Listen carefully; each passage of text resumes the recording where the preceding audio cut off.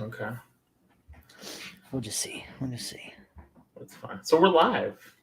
We are live. I gotta. No, we're doing one, Kennedy. Just running a little late. No. Oh, I don't see the comments yet. So, what did Kennedy ask for? What are we He not just doing? said, guess the guys are not doing one tonight. No, Oh, we we've are. been way later than this. Everyone's throwing in the towel now. It's 5 minutes in. Yeah, Sean's having technical difficulties, so we're running a little late. But and it's late here. So late, Steve. I texted you earlier. Like, yeah, there's nothing to talk about. I'm just gonna go to sleep. But there's a lot to talk about. It's why I'm here, Steve. The show can be short, but we're gonna talk about. No, we're not. It doesn't have to be short. What's up, Al? We'll talk about the Batman after. What's up, Fernando? Right, we're gonna do like a separate review, right? We're gonna do the Batman review first. We're gonna talk about the Batman. How does that work for people that haven't seen it yet and they don't want to listen? Then they're just going to miss out on the rest of the show. No. What else is there to talk about? I mean, there has not been a lot of news. Truthfully, what other news is there? So, Justin says, "What's up?" Fernando's already given his review of the Batman. He gives it a high sidekick. Fernando, we will talk about it. Just trying to wait for. I don't want to start it without Sean being on, but I do appreciate. I appreciate. Oh my God! Review. There's no news. I told you, no news. Al says Batman time. I'm going to see it tomorrow, but don't care if you guys spoil it. Thank you, Al. Oh, when we talk about it, we're gonna. You know what though? Like, truthfully, Al, I'm going to tell you this, and I'm not going to say this in a bad way. I'm pretty sure there's not going to be much to spoil because a lot of it kind of already even played out in the trailers. And again, not in a bad way. There's nothing that I saw that story-wise changed from what I thought was going to happen in the trailers. There was a lot that wasn't in the trailer, but there was of course, because the movie was 3 hours long, but. But the story was the story. We kind of knew it. You kind of knew what the story was. So that's true. There's definitely a lot to talk about with the Batman. A lot to kind of dissect and figure out. Thank you, Larry. Kind of more in Larry's camp than Fernando's, but obvious. I mean, listen. I have a bias. Although when we watch Marvel movies, you got a bias. It happens. Do I have a bias? Of course. All I see is Spider-Man. Do I have a bias? I went to only Spider-Man around you right now. Well, there's one Iron Man out there, and an Avengers poster, but there's from Spider-Man 2 that's Tobey Maguire's butt. Sean says, "Bring him in." Oh, there's Sean. I didn't even see it pop up. There he goes. Pops up with the hood up. I heard y'all talk about me. We didn't say anything bad. I don't think we said anything bad about you. I'm just playing. I figured you were listening. That's why I said what I said. So I guess let's start the show. Sean, you watched the Batman, right? No, I ain't watch it. You didn't go to see it? No. Well, that is interesting. I think Steve is about to have an aneurysm. I think I don't know what.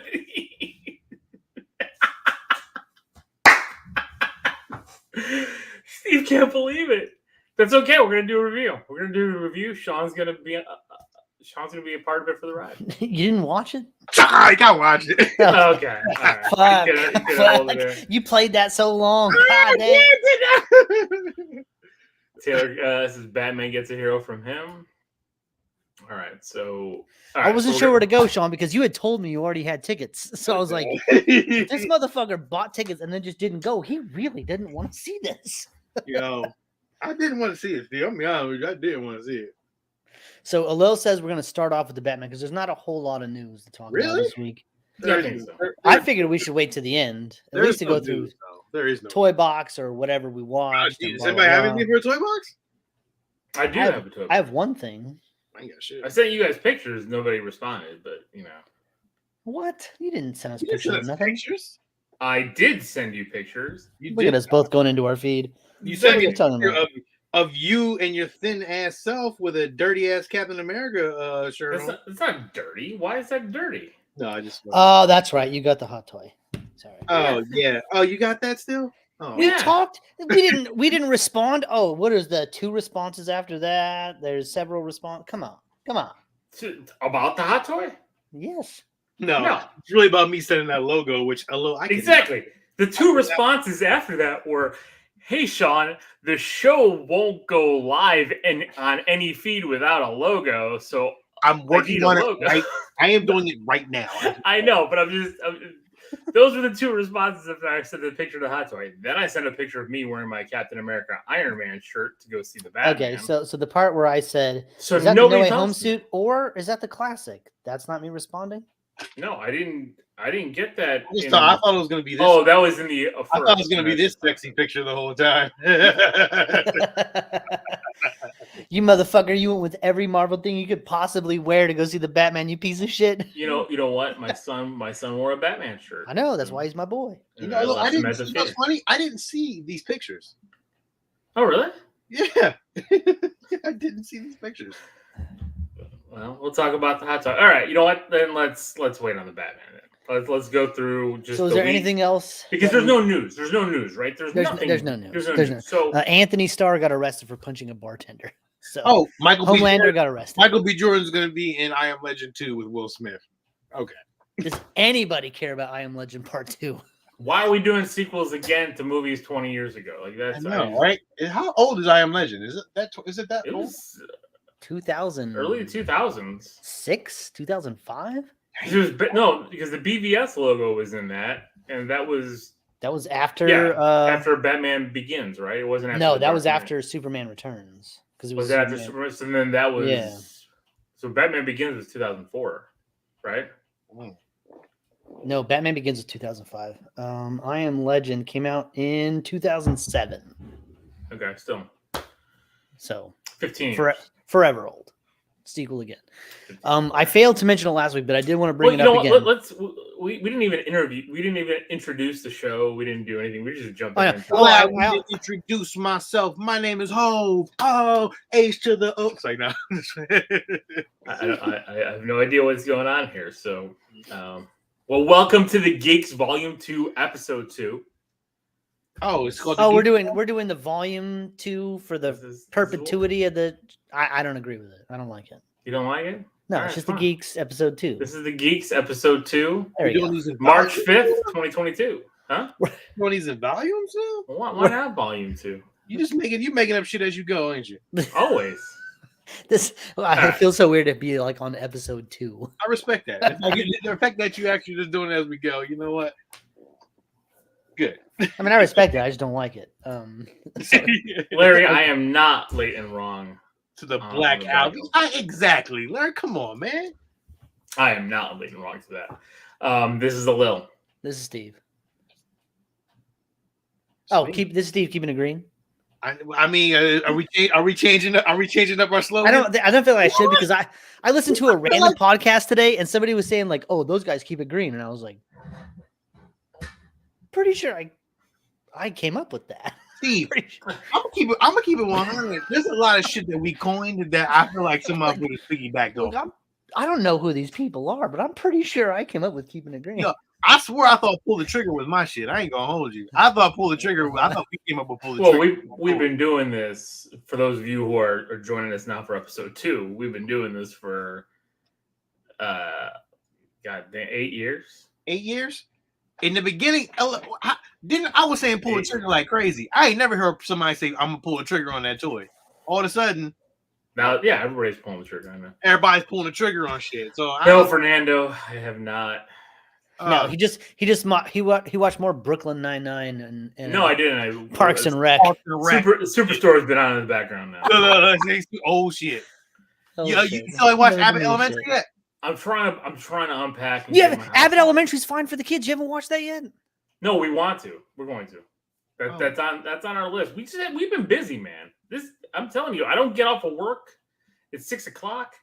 and then I'm making dinner, and then it's yeah. Are you still blaming its fucking time zone? It is, man. This time zone shit is still fucking me up. I'm not joking. Even today, Sean, I fucking knew it. As soon as he fucking moved, I knew it. It was gonna be the excuse. I've lived in the same goddamn time zone for like 40 years, man. Get the fuck out of here. But you're used to that shit. I am not. You're only an hour behind. A little calm down. It fucks everything up. It really does. Does it?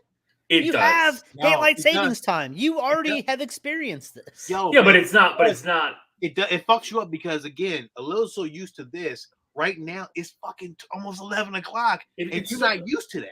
Sean, I'm putting on the Bulls, and it's 8 o'clock to start time, and I can't fucking.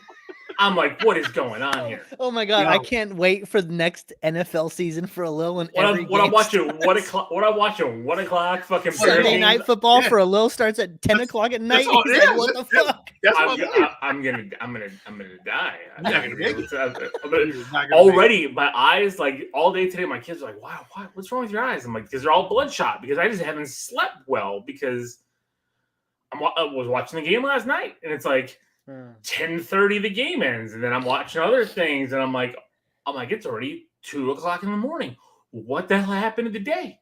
This what happened. This used to happen to me with Laker games, man. Laker games, I was up to. Well, it's even worse because they're late on the West Coast. It's the worst. Yeah, I'm telling you, like I am so still thrown off. It's not even fun. Welcome to my hell. My biggest complaint on football Sundays is like, fuck, the game starts at 10 in the morning. Can't drink at 10.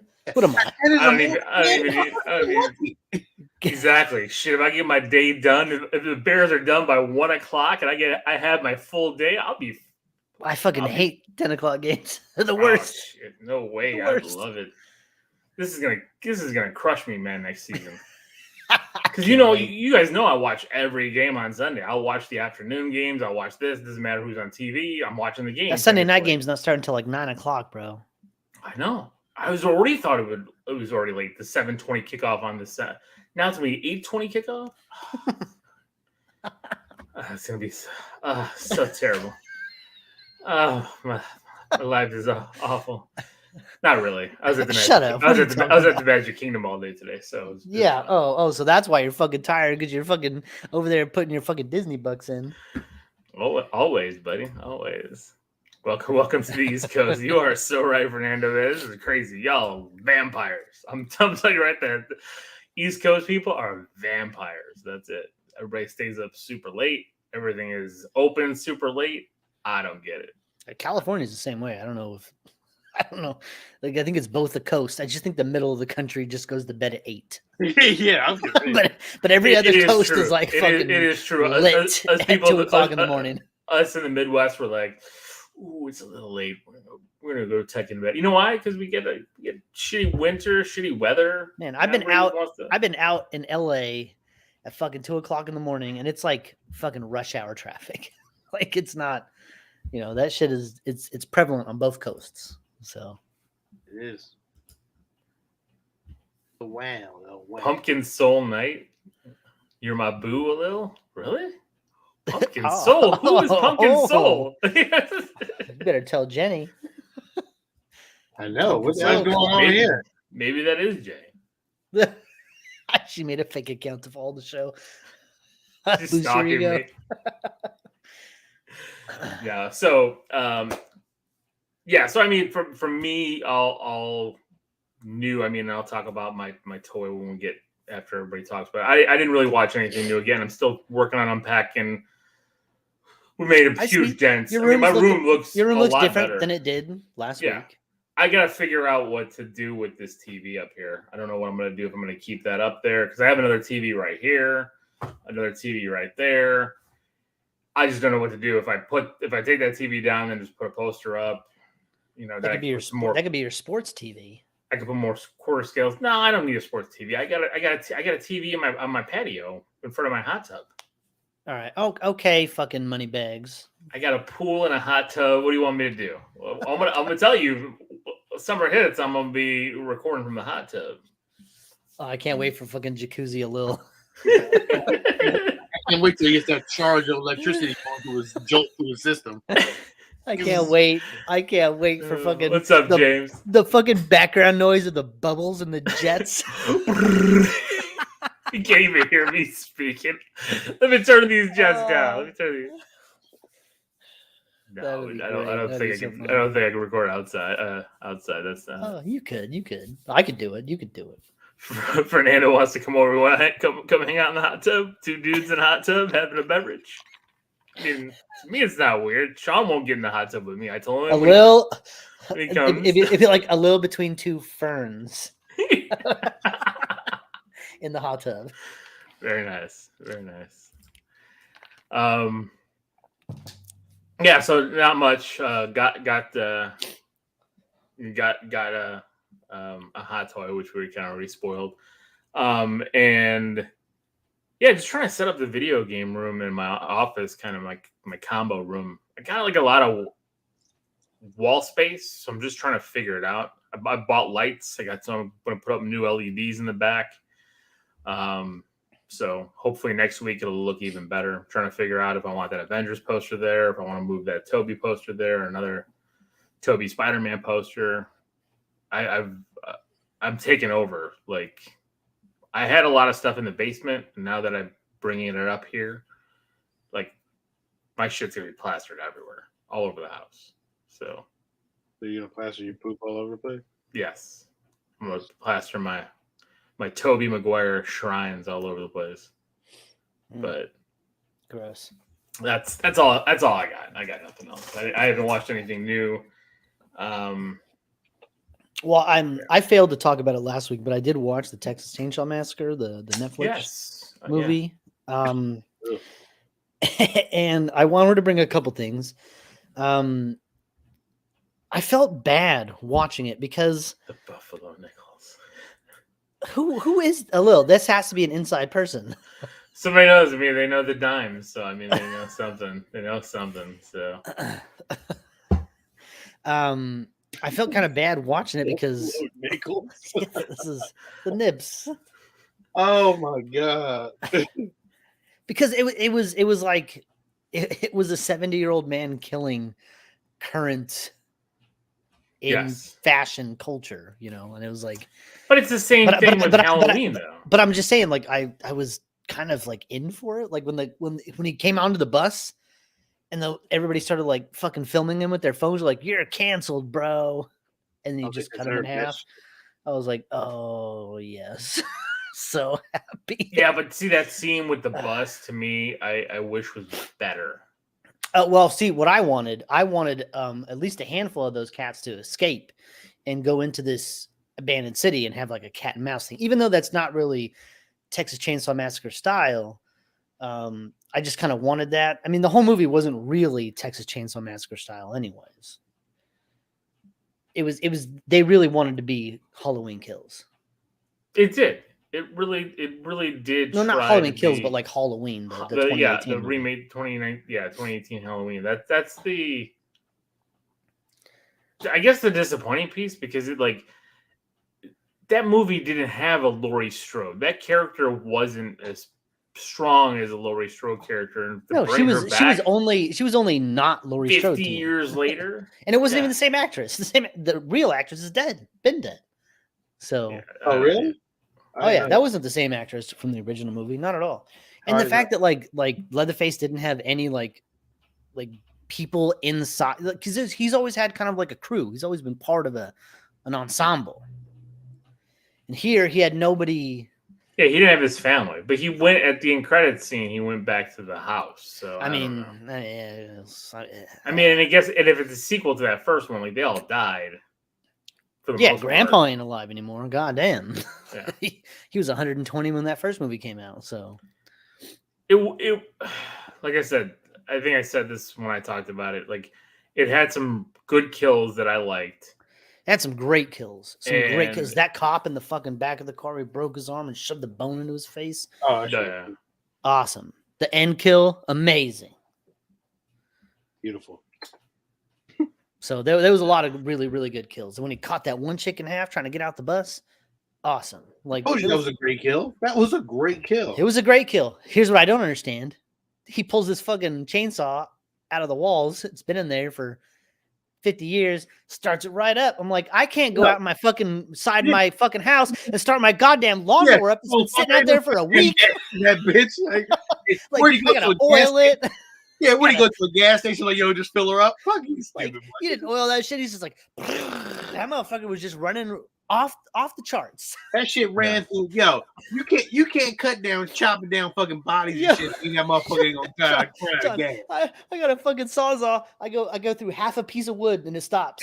Yeah, I'm like, fuck. If I was Leatherface, you'd be like, halfway through a person, it just stops, jams up. You're like, oh shit, hold on, let me back it up. Let me start it again. Let me oil the fucking chain. Yo, this shit was no oil. He was just like, yeah. You know what though? That's perfect. That would be a hilarious like spoof horror movie to have a Leatherface go through that. Like, no, it would be amazing to be like the guy, that one guy that all the villains bring their weapons to for you to maintain. Like Freddy's like, the fucking middle finger's not working, fucking my chainsaw's not working, this knife needs sharpening, like all this shit, and you're just back there like, fuck, I gotta fix that. That'd be a great story. All right, I just made $1 million idea. There you go. Gregory says, Sean. It is because it's Supreme. Ooh, fancy. I don't remember this. I don't remember when Steve was the joke.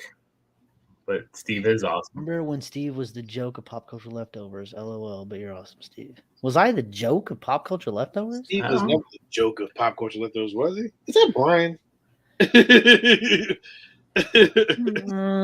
Brian, are you Pumpkin Soul? Have we watched the Slugfest Marvel versus DC on Quibi? I have not, James. What is that? I don't even know what Quibi is. I'm an old man. Send a link, James. Quibi? What is that? You guys know what Quibi is? I have no idea. Am I missing something here? It's the geezers. So I watch everything but Quibi. Quibi was like that. Quibi was like that 5-minute shorts thing. Yeah, it was like that short streaming platform. Is that's still going? I don't think so. She got canceled. They got canceled like Donald Trump. That shit. Did Donald Trump get canceled? I'm pretty sure. So Texas Chainsaw. Anything else, Steve? Nope. James says you watched it by other means, so it's out there by other means. All right.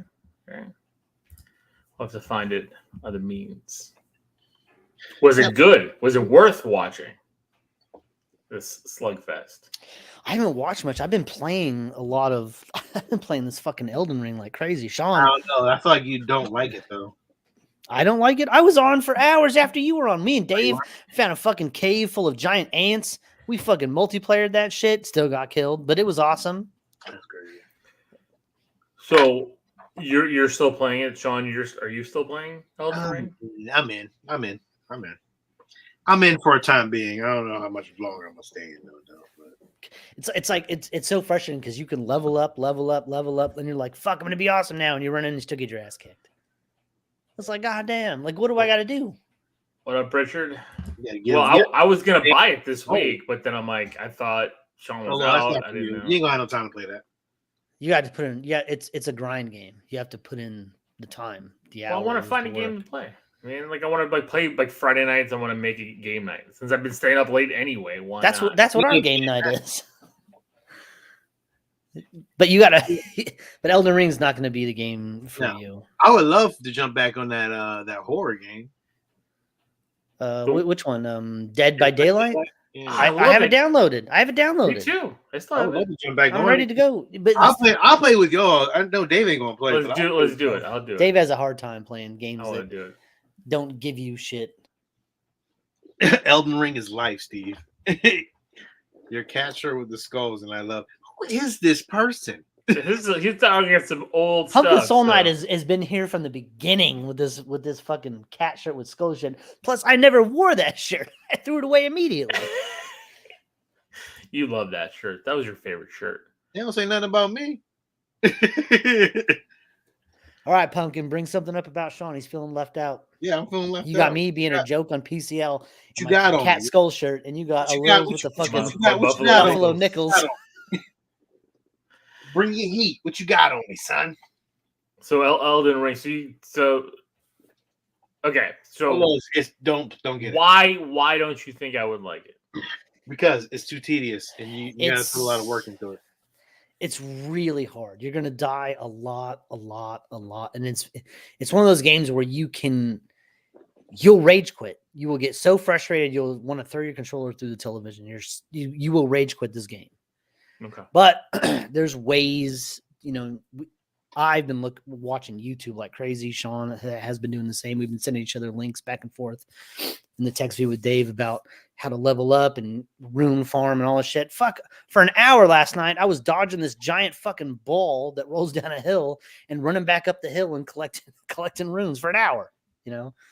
Like that's the kind of game it is, where you got to find little ways to cheat the game. And Richard, you did not miss the Batman talk. We're going to talk about the Batman after. We wanted to get some stuff out of the way before we went in on the Batman, because there's a lot to talk about the Batman.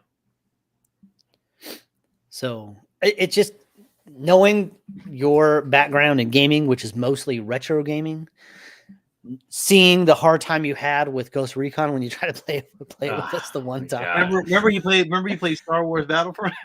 Oh God. See, these are all easy games. So you jumping into Elden Ring would be oh God. A nightmare.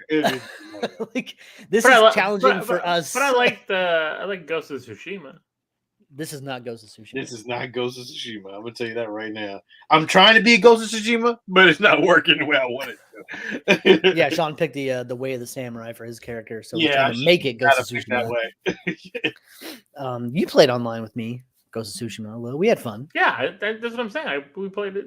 But this is not that. This is this game, just to get multiplayer going, took us like a week of research on how to figure out how to even get another character into our game. There's passwords, there's these fucking weird crooked fingers, you get these runes and all this bullshit, and you have to be in the same place. It's a nightmare. It is so fucking stupid.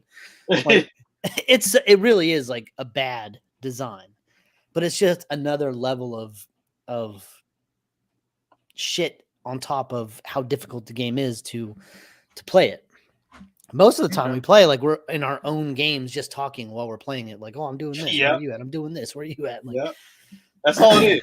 That's really all it is. It's not. There's no multiplayer fun to it at all. It's not like Ghost Recon. So I don't know, man. We gotta find a game though. Eventually, like I mean, we would love to get you on, but this Elden Ring is not it, bro. Okay, Sean, here we go. Not mentioning my name is not spelled Sean, not Sean. And you like RoboCop 2014 and Spider-Verse was shit because they took your idea, which I agree. Remember when Lil got mad? I almost rage quit the show that night. Agreed. Lil was gonna quit the show that night because I say it every time. Lil wasn't just mad on that show. We stopped recording and he was still mad at us. He was. The recording was over. He was still like, I'm fucking tired of this shit. I was like, oh my God.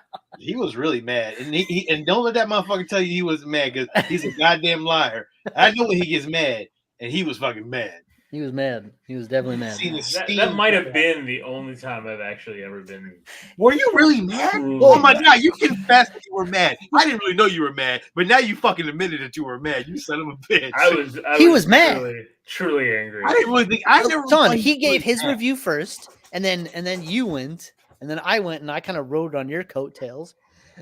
And Alil was just fucking fuming.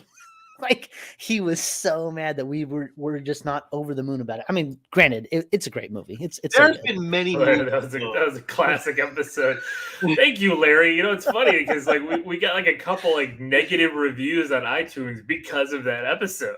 Because it's like all they do is bitch and fight. And it's like, well, you know.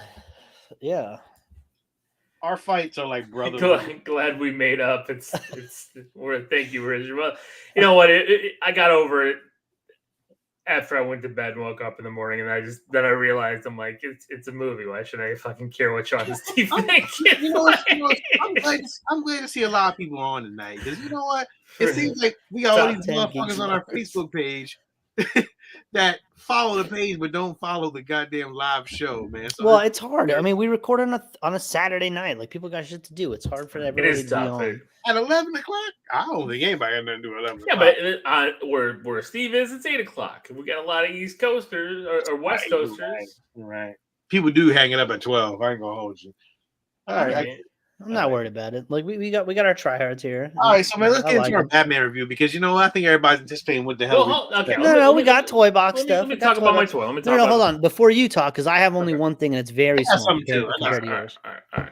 You go. Well, then I'm still gonna go first because I'm sure what I had to talk about is way less than either of your guys's. But that was nice, Jonathan. I missed Cullen in the voicemail cutting me off before I finished answering my question. I know, Jonathan. That's one of the reasons why we got rid of the voicemail, man. It just got too difficult. I started getting we started getting crazy calls. Like, remember I had like Asian companies calling the voicemails? Like, what the fuck is going on? Really? I didn't know that. I didn't get over it. I got your pictures hanging over my bed.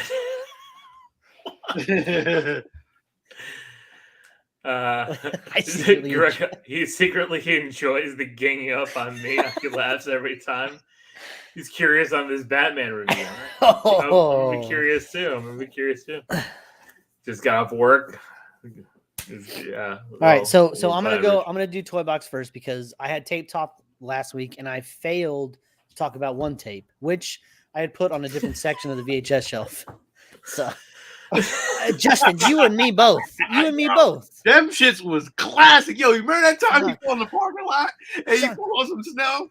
Remember that time he was like waiting at a fucking stoplight and he fell, like slipped on some ice and shit and fell in the fucking half in the street. It was right when I left the blue box. I was walking out of the blue box at the corner of the light and I fell and I was like a fucking turtle. I couldn't get up.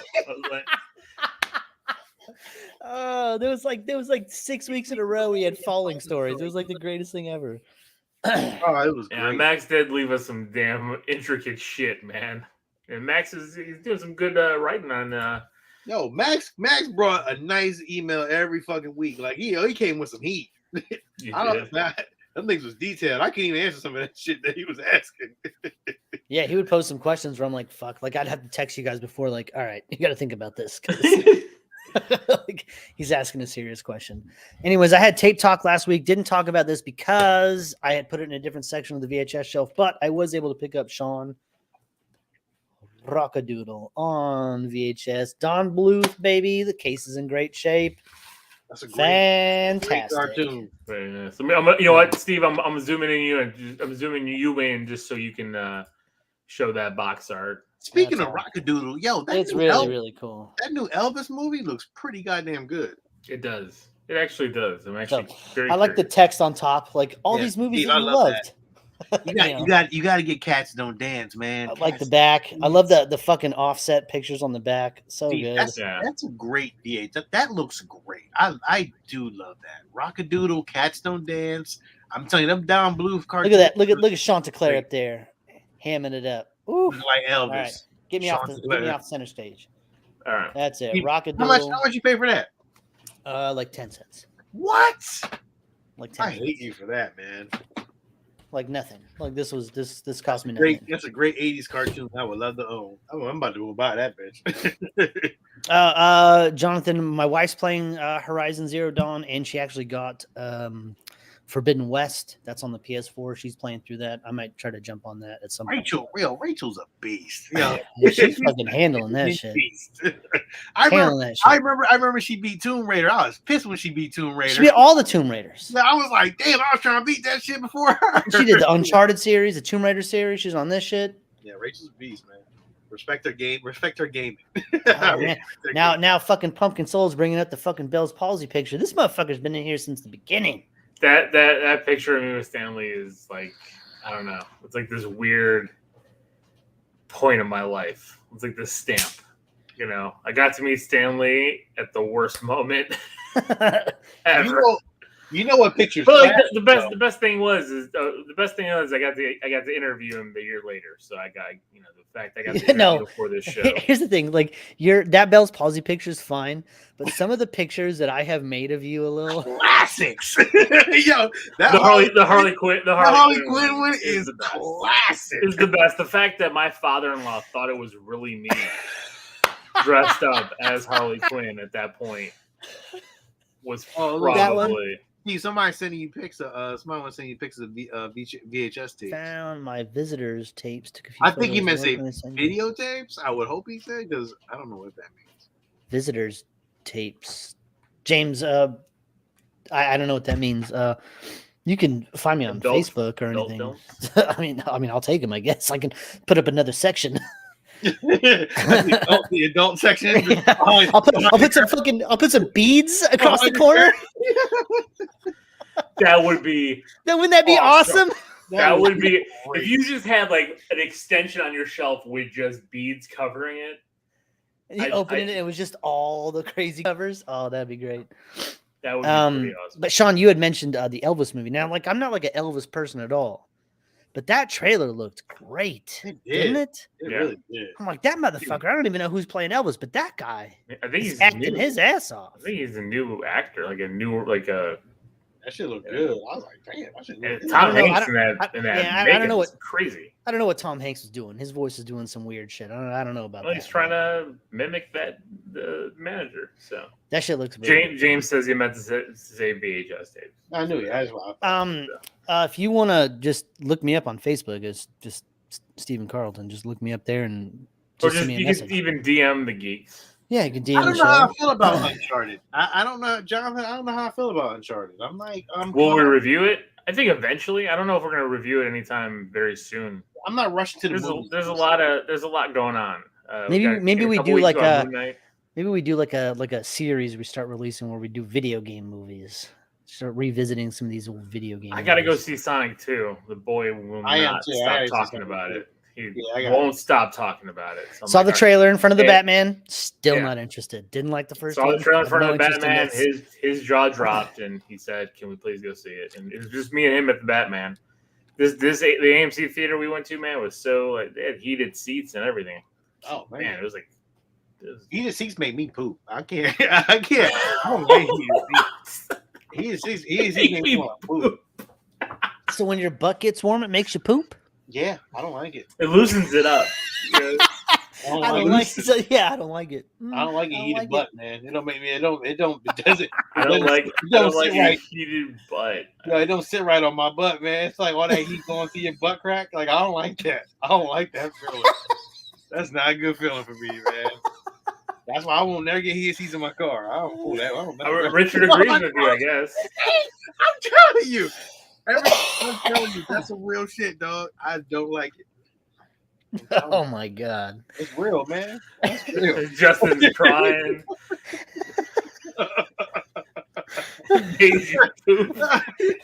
Yo, yeah, you can't have heated seats when you're going to watch a 3-hour movie. Oh man. Oh man, I don't know. Yo, I remember I did drop a slushie on some. Yo. Sean, didn't you? We gotta go back to that. We gotta go back to that. Sean's freeway story. Oh, I had those too. I mean, driving down the highway, man, it was crazy. But yo, I remember one time I was in the theater. I was high. I was so feel high. it in your toes. I was. Yeah, everybody knows that. Everybody knows that feeling where you're like, "Oh, I have to shit right now. Like it's not gonna stop. It's not gonna wait." You stand up, your pants get tighter. You're like, oh god, like what's happening? Yo, you get the bubble guts. You know, all of a sudden you just feel the rumbling, and you're like, I gotta go. Yeah, and you know what the worst time that is when you're on a construction site, and the only thing is a portalet over there that 18 other motherfuckers have used after eating tacos all day, and you're like, oh no. You better line that toilet seat up with some fucking toilet paper. You better protect that shit up. You just fucking hover, baby. you hover like it's Back to the Future, man. I'm not a hover butt dude. I'm not a hover butt dude. I can't hover butt, dog.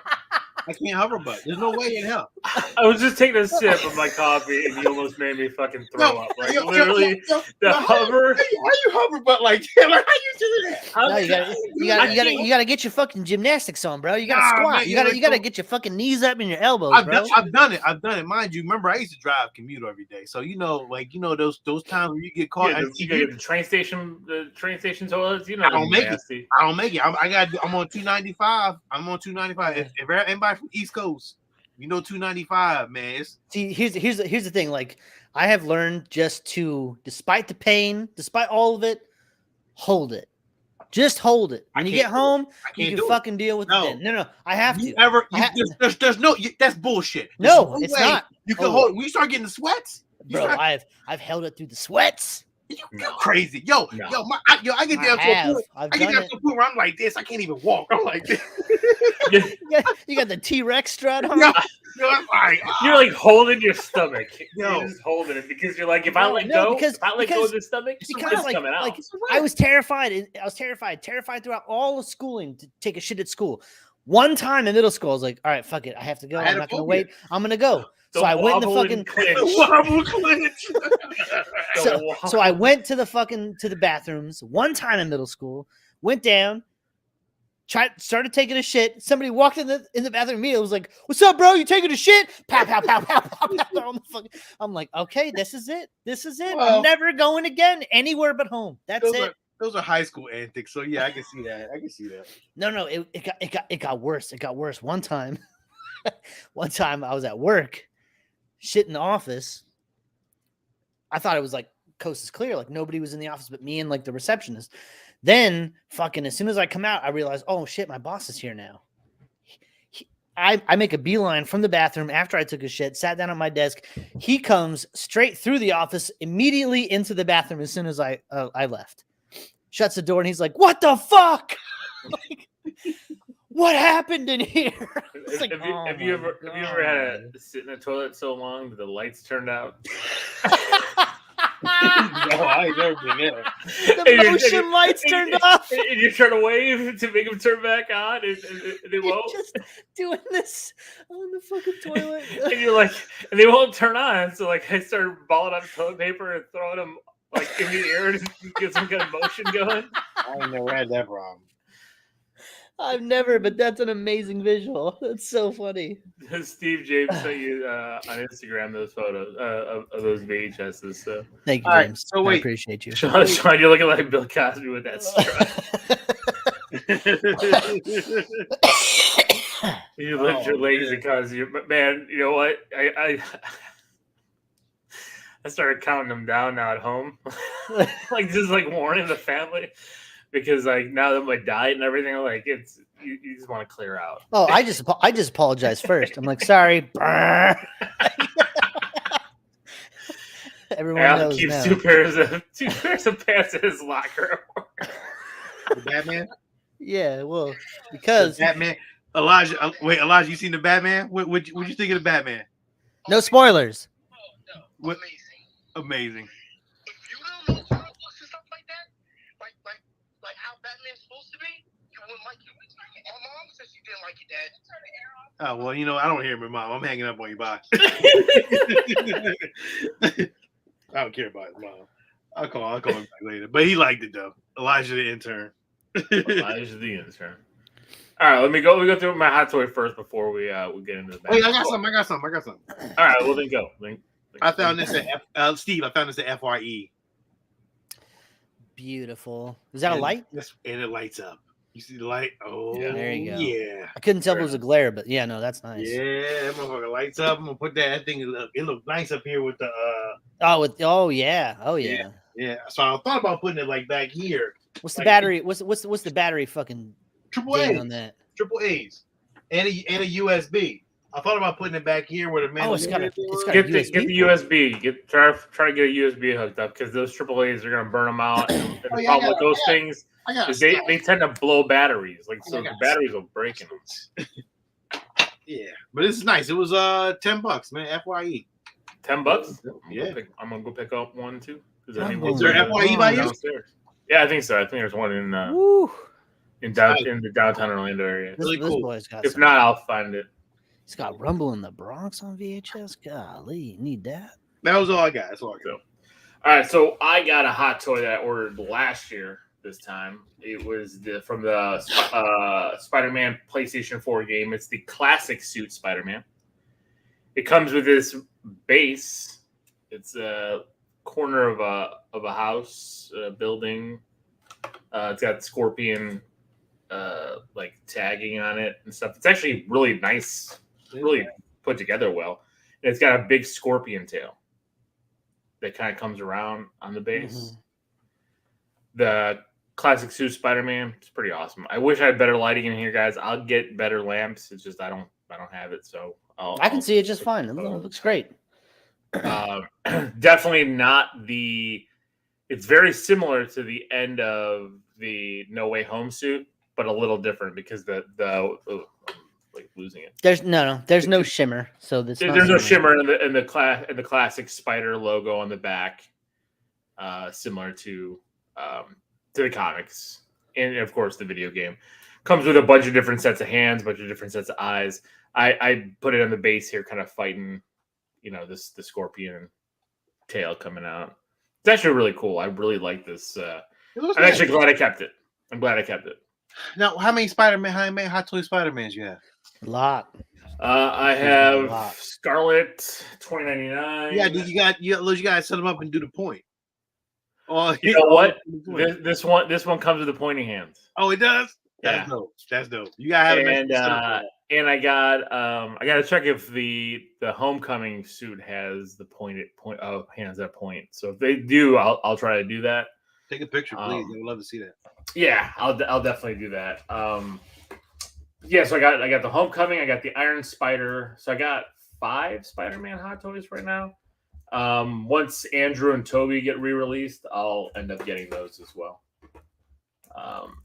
I gotta get Andrew and Toby for sure. And then I think I might get the comic Iron Spider suit that they still have out on Sideshow to go with the suits that I really enjoy with the comics that I have. I'm not gonna get every suit that came out of that video game because there's so many. But I think that one, and then if the sequel game has the black suit, I'd end up getting that one as well. You're on mute, Steve. I know it should because they have Venom. Man, the sequel game's definitely going to have that for sure. So, but it's a really, really nice hot toy. I'm really happy with this base. I'm gonna start putting the. I can't see behind me there. I see a laundry basket. Where's the laundry basket? That's not right a laundry there. basket. That's not a laundry basket. That's a bin. That's full of video games. Oh, it's a bin. Sorry. No, but there's the Scarlet Spider hot toy. I put because some of them started coming with like backing and like little displays kind of thing. So I'm gonna start putting all those up now that I have a bit more room back there to kind of do that. And I'm trying to make this mostly Spider-Man, but we'll see. So I think this is gonna be my focus is Spider-Man's. You like Spider-Man? Of course, you should. It should be your focus. You should have a Spider-Woman. You should have the fucking Spider-Gwen. You got to have all these. Yeah, I think I'm gonna get that Gwen premium format. Your whole room should be a fucking Spider-Verse. Like, you need more Spider-Hams. You need that Spider-Man Noir. You need all that shit. Look, you get me the Batman statue. I'll give you the Spider-Man statue. What Batman statue? The one where he's on the post on the grave. It says the one you sent from that shop you were at. Now let me go back there and check it out. Tell me how much it is. Yeah, and if it's a actual level price, yeah, just make that deal, baby. We'll make a swap. Yeah, huh? Yeah. So we'll make a swap. Yeah, so. Thank you, Fernando. So yeah, so I mean that's all I got. I mean I'm probably not gonna get anything for a bit. Although like I didn't realize that I missed last weekend that comic shop had like a weird mini con. They had like a voice actor from My Hero Academia. My son was upset when he found that out because he loves that damn show. Oh. But they had they called it their semi-annual like garage sale.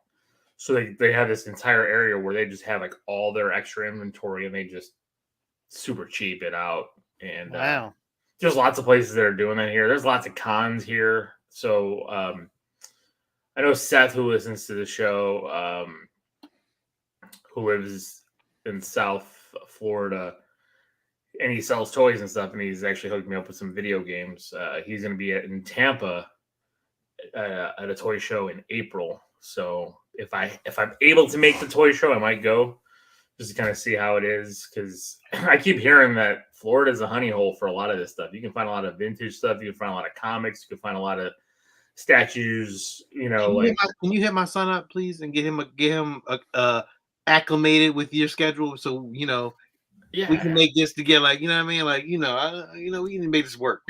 Because he ain't doing his job like I want him to, and maybe he'll put some battery in his back if he see you doing it. Yeah, I'll take him under my wing hunting. Come on, Elijah, get out here.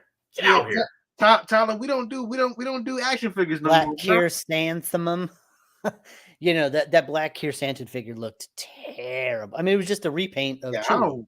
Was there with a new head sculpt? No new head sculpt. Just some gold armor on the shoulders. That was it. I don't look at Black painted Chewie black. That was it. I can't. You know what? I see them at the stores. I take a peek every now and then just to see what they have. I still walk through the toy aisles when I'm at. I'm actually shocked that they re-released the Turtles again on the original Turtle cards. Again? Yeah.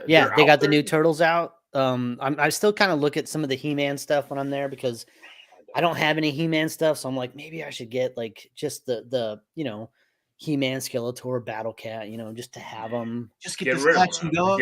That's what I'm saying. Like then I look at it and I'm like, but why? Like, why would I have these? I Al's blaming it on Siri. Siri spelled it wrong. I was assuming it was a autocorrect fail, but Sean, I just wanted to ask a random question before we moved on to the Batman, but you like little snacks, right? Little tasty, sugary treats, like here we go. Like honey buns, don't you? You used to eat them during the show. Yeah, I used to eat them during the show, but I don't eat them anymore, man. So like my wife became poison to me at some point. My wife went to the store. She bought a whole bunch of random shit because everything was on sale when she went to the store. So we got like all these different flavors of Twinkies and like flavored Twinkies. Like those pumpkin spice Twinkies. Don't get your shit from Dollar Tree. No. Grocery outlet. Ooh. Grocery outlet, bargain market. They have a whole bunch of weird shit. She got like all these different cupcakes, and she got those cosmic brownies. And I started thinking, like, I do love me some of those Hostess cupcakes. Those are delicious. Do love me the Twinkies. Even the pumpkin spice ones aren't too much. Like, I don't really like pumpkin spice, but it tastes like a Twinkie with a little cinnamon. Not bad. But she got the cosmic brownies. I don't know. The cosmic brownies. Well, those ones with the like things on the top. The sprinkles. Ooh, I don't mess with those. Those are terrible. They're so thick and just like candies. Yeah. Just terrible. And I was just wondering, like there's so many other things in like Little Debbie's and stuff. Like, what do you guys? Oh, and that's it, Big Bird. I was gonna say zebra cakes.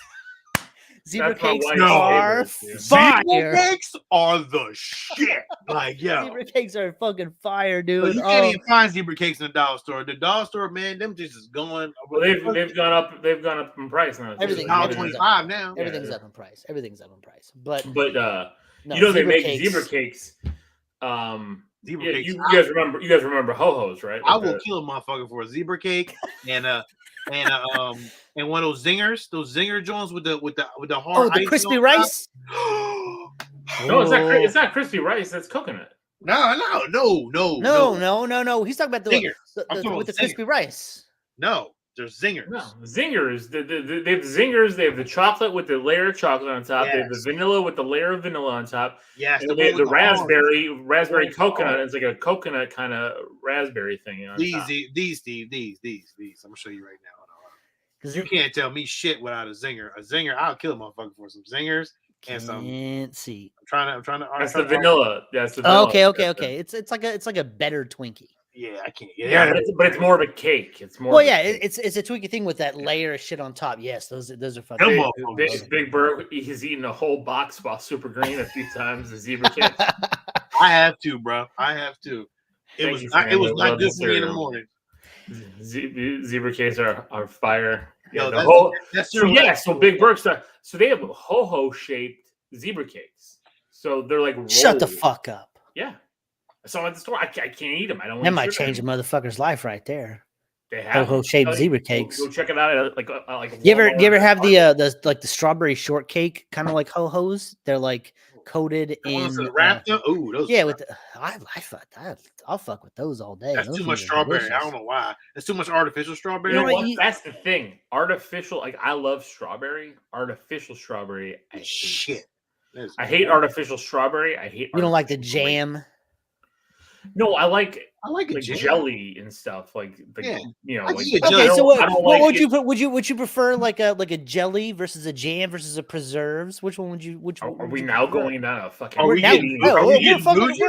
fucking going down this hole now. Which one would you prefer? I can't. I don't.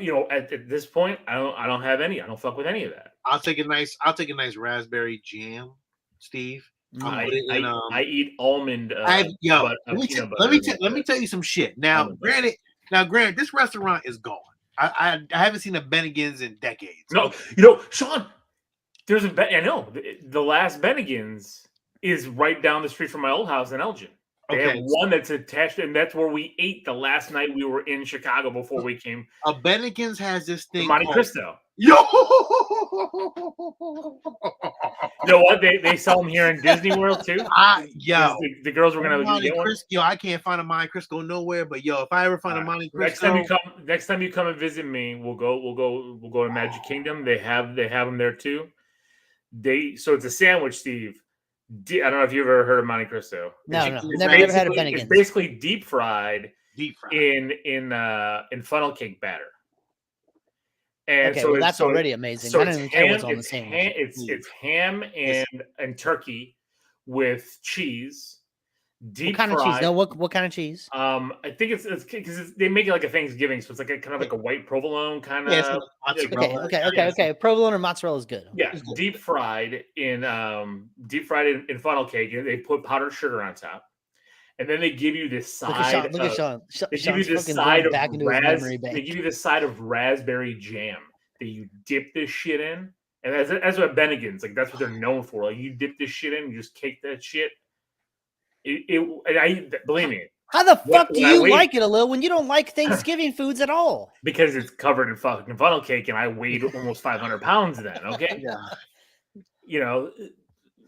when you were fat like me, you've taken all the deep fried. I can't do that anymore. But me and Ava split one that last night we were there, and they were just they're like, how have we not eaten this before? Because it's Bennigan's all shut down except there was that one, and it was. Yo, let me tell you how upset I was when Bennigan's shut down. Yo, I used to go to Bennigan's almost every week just to get that Monte Cristo. Yo, when I found that motherfucker shut down, I tried to get the recipe. The Monte Cristo at Bennigan's, they had, and I know it's a salad, but they had their Kilkenny's chicken salad with this sweet honey mustard sauce, and their chicken, their chicken, there was the chicken nuggets, the chicken breast, but it was I don't understand why Bennigan's went out of business. It was amazing. It was fucking amazing. And then they had this baked potato soup, fucking amazing. I don't understand. Those 3 menu items. Me and Jenny, when we first started dating, lived on them every weekend. We would go to Bennigan's, then the movies. That's a whole new rabbit hole, which I'm glad you opened up, because here in California, I don't know if you guys have Boston markets that are still open, but all the Boston markets, their menus though. They're California are trash. They're all gone in California, but they used to have this fucking French dip on rye bread. So the meat was fucking delicious and tender. The bread was perfect. You could do with or without the au jus. So fucking good. With a little side of mashed potatoes. God, I would fuck that up every week. And now gone. Scott just said they make zebra cake ice cream. Oh fuck. All right. Well, now I got to go to the store. So I don't know how I feel about that. That's too much. That's too much dairy for me. I can't. I know. It's true. We do get it was like I went to my mother-in-law's 60th birthday, and she had 2 different kinds of cake and all this ice cream, and my wife was like, "Which kind do you want?" I was like, "None of it." I can't. It's too much sugar. Larry, that Monte Cristo was the shit, dog. That shit was the die for, dog. I'm telling you, yeah. And I love waiting. And that the restaurant was called Shenanigans. Oh, so is Bennigan's Bennigan's is like a Applebee's kind of joint? Yeah, Like it was. It's all the same kind of Applebee's. Applebee's ain't got no fucking Monte Cristo though. Fuck no, Applebee's. they don't. Yeah, I don't know. Last time I've been to an Applebee's. Applebee's is garbage. Oh, no. Applebee's is Last time garbage. Applebee's was like 2008. You know, a restaurant is garbage too. Let's go. With the noodles and the pasta. Which one is that? Is that Noodles cheese? and Company? The Spaghetti Factory? Noodles and Company? Olive Garden. Oh Yeah. my god, garbage! Olive Garden is garbage. That is like the worst of the worst. Trash. You know what though?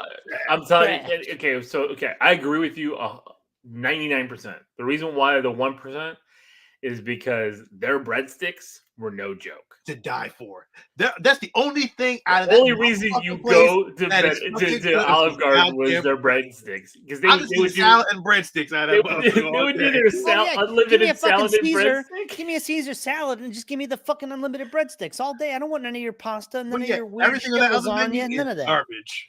That place is shit. It is complete shit. Garbage. Thank you. It is, but the breadsticks, I'm telling you, that breadsticks, this butter ass fucking garlic breadsticks were crazy. They would bring them out by the alcoholic drink. That shit, that was my shit. You are a lush, sir. Oh, hey, Fernando. Hey, I'm right there with you, Fernando. I'm just It's all right.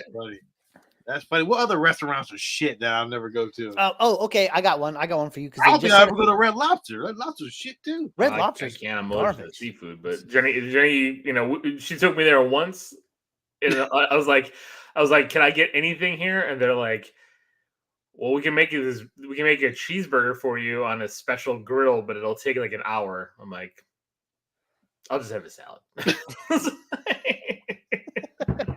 If you guys don't know, Alo is allergic to sea fish. I don't even know how Alo even survives. He doesn't eat Thanksgiving dinner. He doesn't eat seafood. I'm so confused. I'm just so confused on what your eating habits were. Like you can't eat shit. Those breadsticks came from a box. They melted butter. I know they did. They had to, but you know what? They taste good anyway. I'm sure they did. I'm pretty sure they did too. Red Lobster, cheddar biscuits. Cheddar biscuits are fire, Fernando. Everybody makes good. No, not everybody makes good biscuits. Like a KFC, shitty biscuits. Shitty biscuits. No motherfuckers. Popeyes biscuits. That's a whole different story. I don't know, man. Popeyes biscuits have been dry lately, man. I don't know. I had Popeyes on Friday. I haven't had carbs in 2 years. I haven't had bread in 2 years, so I don't know if they're dry. Man don't eat shit. Man don't eat nothing anymore. I don't even know. Sorry, man. I don't eat bread Popeyes no more. Friday. That shit was delicious. I haven't been to TGI Fridays in almost a decade. I've never been to a TGI Friday. Was another garbage restaurant. Like we used to go, but they sell everything. Garbage. They sell everything. But I mean, I see TGI Friday shit in the freezer box at the store, but I've never been to a restaurant. Everything mediocre. Yeah. Well, a place that you guys didn't enjoy was White Castle. Nope. It tastes the same. It tastes the same as the shit that comes out of the freezer box at the store. Well, that's all it is. It tastes exactly the same. I don't know about that, bro. No, I know about that because I've been microwaving them motherfuckers for years, and I went there with you. And that shit was the same. In New York City, there was one on like 30. It was like 33rd Street. This motherfucking White Castle was popping. And that motherfucker, I don't know what it was in them shits, but man, they had crack in them things because some things was good as motherfucker. You got a little fucking ecstasy to every single one of them patties. And everyone's on them motherfuckers. I was like, give me another one. I love so they just started opening up Raising Cane's in California. Oh, the chicken place it's not. So I went because I'm like, I've never heard of this place, never been there before. They just started opening them up. Went to one. It was terrible. Hilarious stuff. Terrible. The fucking chicken, the breading was falling off. There was no flavor. The fries were shitty, no salt. They only give you cane sauce, which is like this terrible fucking weird sauce. The best part about the whole Raising Cane's menu was their toast. Their buttery toast was delicious. Trash. Other than that, buttery toast. See again, for some odd reason, every bad place has good bread. Good bread. Well, it's hard to fuck up toast and bread and putting butter on it. You'd be surprised. Some bread. Larry used to work at Raising Cane's. He can give us all the secret Cane's sauce recipes. I don't want this cane sauce. The cane sauce was garbage. It was so bad. I'm never going there again. Period, Scott. What's up, Kenneth? Hopefully the podcast will be up as soon as Apple approves us and approves the new podcast. So I'm almost done. Yeah. All right. Was we getting to the Batman, or are we kind of all right? So we tried to fill in the gaps with random food talk, which we seem to always hit out the box every time we fucking talk about something. We went all over the place though, because I would like to hit back on the snack treats. Like the Little Debbie's. Which ones are you trying to hit back on? Which ones are you hitting back on? We should talk about oatmeal cream pies versus. What the fuck? You like oatmeal cream pies? I don't like any of them, Steve. You look like any of it. You look like an oatmeal cream pie dude too. You like those pies, those like fruit pies that come in the bags, like the chocolate pies and the apple pies with the thick fucking flaky sugary crust. Hey, somebody just said the cherry pie earlier. Watch your mouth. Chick-fil-A is one of the best things. That is an icon. Whoa, Scott! Chick-fil-A now. You get that number 6. You get that spicy one with the fucking pepper jack. But I think he's right though. They're good, but I do think they're overrated. They're not the greatest. Okay. Who got the best chicken? I don't know. Who got the best chicken right now? If you go somewhere, who got the best chicken? Popeyes for me. Popeyes for me. You get the spicy fucking tenders. That's it. I can't. That's fucking. I can't fucking Popeyes. Do we need to follow a new Geekz podcast? Yeah, there will be a new link once the podcast gets on iTunes and everything. Just call it the Geekz. But we'll let everybody know it's still going to be on the same Facebook page and everything. That's why we just changed the name and all that. But yes, the new channel. Two cherry pies were heaven. I mean, I used to love the chocolate pies. Me too, but I can't. Like, I remember when they made those ones with the turtle. When the Ninja Turtle cartoon came out back in the day, they had the green ones. Green, yep. No, the green ones. Disgusting. They had like the I know the white filling. Man, that shit was gross, man. Oh my god, those things was gross. I'm missing ding dongs. I did miss some ding dongs. I loved me some ding dongs back in the day. Oatmeal cream. Alice says oatmeal cream pie is number 1. See, you like that oatmeal cream pie dude too. Richard says Popeye's chicken sandwich is the number 1. Okay. Another Popeye. No. So I went through. Like saying Popeyes. If you ate Popeyes, you had another Popeyes sandwich at Popeyes. Popeyes. Okay, no, I love the chicken from Popeyes. I do, just like the song. But that chicken sandwich was fucking garbage. That shit was trash. I had it one time and I could not take 3 bites. It's too much fried. It's too much. The chicken wasn't cooked all the way through. It was too fucking thick. I love them TMT Teenage Mutant Ninja Turtle pies. It was vanilla. It was vanilla pudding and the side of the ooze. But it was green. It was fucking gross. That was disgusting. Oh my god! The whole fucking finish on your face. Oh, those things were nasty. I hated those things, man. Shit. What? So again, we've jumped a million different things. Sean's question was, who has the best chicken sandwich? I said best chicken, but best chicken. Or best chicken again. Well, no. But then Sean also said why he's like, here's why I can't fuck with Popeyes, and then he didn't finish. So why can't you fuck with Popeyes? I can't fuck with Popeyes no more because if for some reason every time I eat Popeyes, I'll just fall right to sleep. I'll be eating Popeyes, I'll be like this. I don't get it. It doesn't serotonin in the fucking meat. Yeah, I don't know what they put in that shit, but I can't eat Popeyes no more, man. I love that fucking red beans and rice. I love that fucking mashed potatoes. Having a Popeye sandwich and starts falling asleep behind the wheel and shit. Sleepy. Oh my god, it makes me so sleepy. I can't eat Popeyes. I love that shit. I can't eat Popeyes because it makes me fall asleep, and I'm gonna shit myself. I don't eat Popeyes. I'll stop eating Popeyes. You better not fall asleep on a fucking chair that's got a warming feature. You know, got some good chicken though. If you're on the East Coast, Royal Farms got some good chicken. Is that a restaurant? Royal Farms, it's a gas station. Dog. You know what? I heard. I haven't tried it yet. Publix, because they're down here, and I heard like their chicken. It's like a big grocery chain. But they have like this big bar area. Grocery store chicken? pretty goddamn good. I ain't gonna. Hey, every time you go to the counter at the grocery store, the where they got all that shit, they got like the potato wedges. Yeah, they got all those salads. They got the fucking chicken over there. Every time the chicken's been fire. Every time. Oh, see when I eat Popeyes too.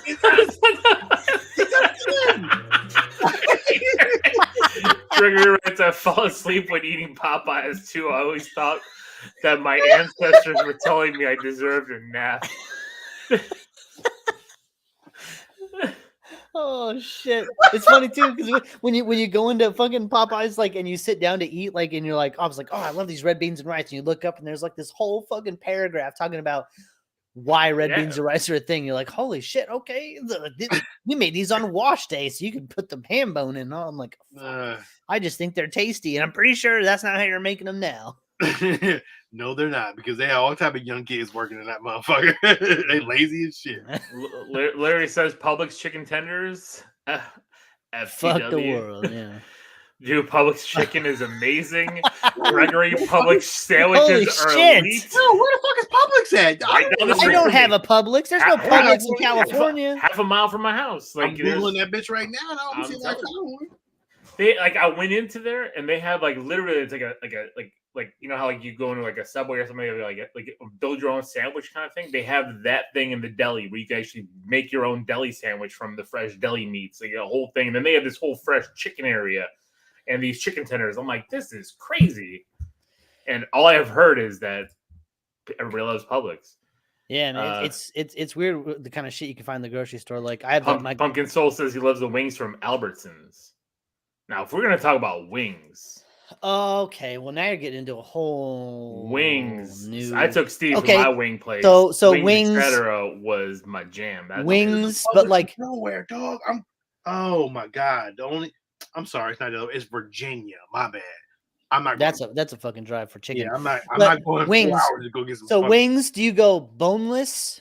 Or bone in. I go bone in. I go bone in. I go bone in and wingless. I do now bone in because I can't. I like to try to do baked too, just because deep fried. I like boneless. I just like being able to fucking eat. I don't like picking the fucking meat off, and it's just easier. I'm just lazy. It's a Noah thing. They eat beans every Monday. I'm real lazy. You just can't go. No, I don't like getting all fucking trying to flip it around and push the meat out from the middle. And Never had Publix. Bojangles. I've had Bojangles once too. I've heard of Bojangles. I've seen them down here when I was driving through Georgia. Oh, wait. Hold on. Sean, you've been to LA. Roscoe's Chicken and Waffles. Now that was some fire fucking chicken, bro. Okay, first of all, Roscoe's Chicken and Waffles is like Roscoe's. Like, come on. It's good. It's good as shit. But I love chicken and waffles though. You can give me chicken and waffles or anything, but nobody don't really do it right now here. There's a couple places. There's a couple soul food spots, but Scott, I had some chicken and waffles. Buffalo Wild Wings is trash. It is trash. I do not like Buffalo. I mean, you just go there when you're gonna drink beer and watch a football game. I've only been to Buffalo Wild Wings with y'all two fools, and I didn't even like it then either. So wait, did we go to Buffalo Wild Wings? We did. I fucked myself up on the mango habaneros. Remember? You guys were laughing at me. That's right. I don't do that. I don't do the Buffalo Wild Wings. Boneless is just chicken nuggets. That's fucking true. That's why I don't do it. Absolutely. Eli, very overrated. What's overrated? We've talked about so much, Eli. Let us know what's overrated. You know who's got some pretty good bone-in fucking wings? No bullshit. Little Caesars. Not gonna lie. No, you know what? They're pretty tasty. Little Caesars wings. They're baked too. They're not deep fried. They're tasty. I can knock down a serving. That's a good meal, low in calories, healthy for you. Boom. The buffalo ones are spicy. That's the one I get. The buffalo ones kill me though, man. They are too hot. They're fucking spicy. The fucking the Parmesan ones are real good. They're real salty. I think Little Caesars gets a fucking bad rap. Everyone's it's because of that stupid Batman pizza that they just released. That's a shit pizza, but like. the Batman, half pizza, half calzone. You can get a large pepperoni pizza for $7, and it's delicious. Like, go to a Pizza Hut or Domino's and ask for a large pepperoni pizza. You're gonna pay $18-20. Yeah, for garbage. Larry says Nas has a place, Sean, in New York. No, as I was reading that, I'm not even sure. But I'll try. If I get a chance, I'll go. Domino's wings aren't that bad. I haven't had Domino's wings. Fernando said there's a spot in Harlem called the Rooster, the best wings he's ever had. Ooh. Damn. Eli says sweet chick is very tasty. Where's that at? I ain't never heard that. No, I never heard of that before. Little Caesar tastes like it came out of the microwave because it did, Al. That's okay. I don't think so. I've sampled quite a few pizzas, and Little Caesars is actually like it comes like bang for your buck. You know, what are you getting for what you're paying for? Like I've paid for a large pizza from the local pizza place down the street. Spot. That's what they're saying. Okay. The local fucking Rolling Dough spot, this local spot down the street, $45 for a large pizza. It doesn't taste like a $45 pizza. You know what I mean? And then I get a large pizza for $8 from Little Caesars, and that doesn't taste like an $8 pizza. That tastes like just a step below the $45 pizza. So it's like, what are you going to get versus what you're paying? Sean, you're going to have to check out this restaurant. Everybody's loving this restaurant from Nas. So, Sweet Chick. God damn, we're down a whole food. I'm fucking hungry now. Hurricane, Florida. All right, you know what? With that, we'll keep this going. I'm not gonna labor because again, I do want to talk about some snacks, but we'll talk about that later at a later date. Let's get into the Batman. So the Batman, starring Edward Cullen. Is that what his name is? Right? Oh my God! You even fucked up your own joke. I'm joking. I don't know who. Edward Cohen. I've never watched. He's one of the long lost Cohen brothers. You piece of shit. You. Cullen. Oh, I thought you said Cohen. No, I am joking. So the Batman. Do I even do a synopsis? It's a 3-hour movie. I did about Batman. About Batman Year 2. Batman Year 2. So, James is stepping away. He'll be back. All right, step away, James. Step away. We're gonna let spoilers. So we'll just do basic thoughts first, then we'll do a spoiler thing, and then we'll go. See. So, starring Robert Pattinson, Zoe Kravitz, Jeffrey Wright, Colin Farrell, Paul Dano, John Turturro, Andy Serkis, Peter Sarsgaard, and others. Because there's others here on this list that I don't want to say that all of a sudden popped up, and you know we know who they are, and they might play big characters coming up down the road. So the Batman, when the Riddler, a sadistic serial killer, begins murdering key political figures in Gotham, Batman is forced to investigate the city's hidden corruption and question his family's involvement. So the Batman. So everybody wants me to give it this Pumpkin Soul wants me to give it a 0. So do you go first or do you go the last? Batman scene, hated the Bruce Wayne scenes, Fernando. Batman +7 equals the Batman from Scott. So you guys decide. Do you guys want to go first? Steve, Steve, you go first because I already know your feeling. Oh, I think everybody knows. My review is a biased review. It's a hero from me. For many reasons. I thought that there was not one actor in this movie that didn't act their ass off. I thought that Pattinson proved himself once again to elevate out of the Twilight shit. I thought everybody that had small roles did good. Jeffrey Wright was amazing as Commissioner Gordon. Zoe Kravitz was great. Paul Dano was great. Just I guess Peter Sarsgaard wasn't really great, but he was fun. His little role. So many things about this movie that I loved. Like I wasn't sure about the suit going in to the movie. But the suit grew on me as the movie went on. I loved the angles that the cowl took with the different camera angles, like the lighting. Like the cowl really started to work for me with how it was filmed.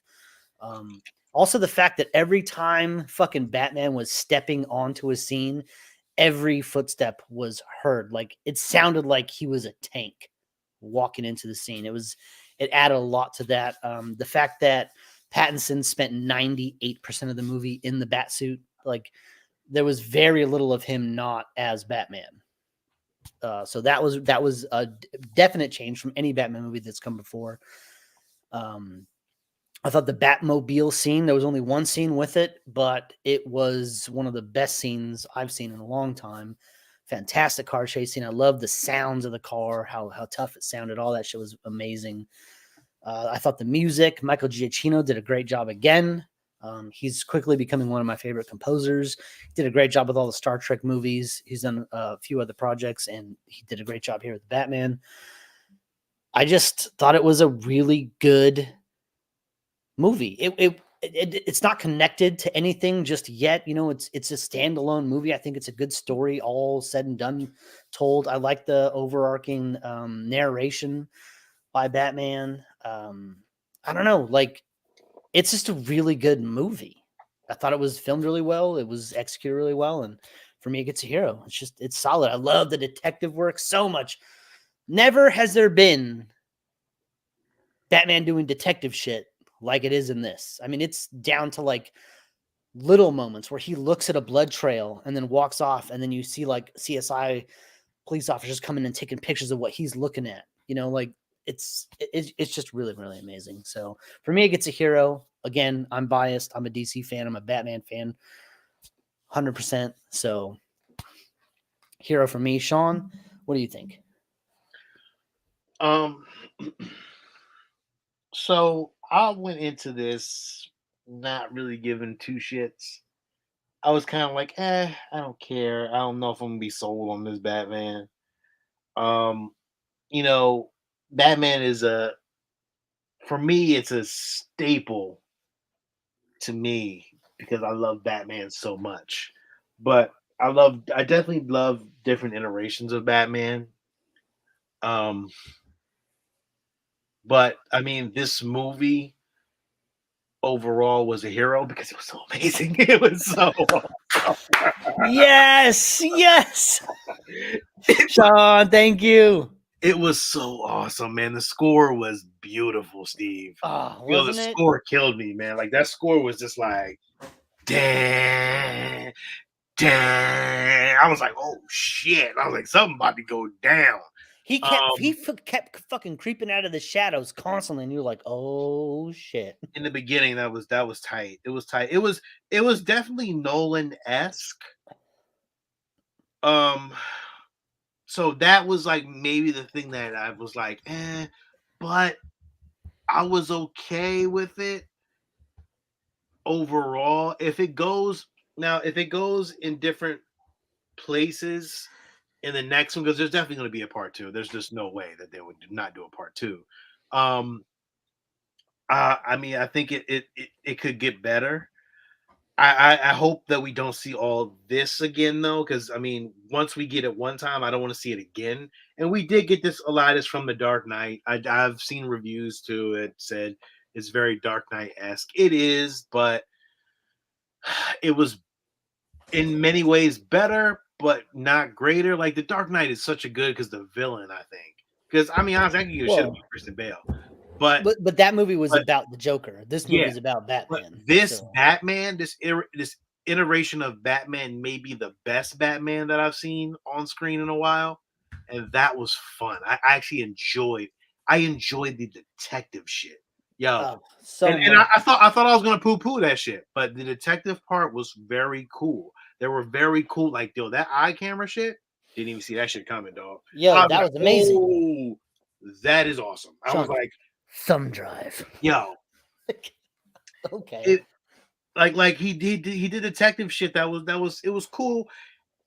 I don't know if he was the greatest detective though, because he did some shit like, and I was like, if you're the greatest detective, why didn't you figure this out? I was like, man, you could have figured that out. I was like, it's year 2. He's not. Yeah, but that's not a good excuse. Yet. That's not a good excuse. He's not the world's greatest detective when he first starts out. Come on. But he didn't put a lot of shit together. He should have put together though. That was a little. I was like, he is a little emo Batman. Because I'm gonna be honest with you, I felt like he got outsmarted. Toby dance. I was waiting for that Toby dance. I felt like he got outsmarted. I felt like he kind of got outsmarted, but at the end of the day, that made him a better Batman. So it's only, again, see, like you said, it is only year 2, and I think at the end of the day, it made him a better Batman overall. That whole ending The whole ending is just. Oh my god, the cinematography was beautiful. Cinematography was amazing. God, that shot, that shot you got from the trailer with him being dirty, and you're thinking like, holy shit, this is a shot of him after some crazy battle, and then what it is in actuality in the movie is like, oh my god, it's just so good. And the bat suit it actually really does work for me. He pulled a fucking bat signal off and was cutting shit with it. Yeah, it worked for me very well. But there was some stuff that I didn't like. But you know what? At the end of the day, it was a good movie. It was a really, really good movie. It's definitely worth a hero because it didn't fucking slack off. This is a really great storytelling of a superhero that I think may be the best iteration of a single character by himself storytelling of his first movie.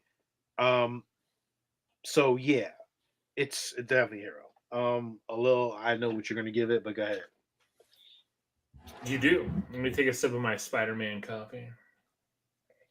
It's fine.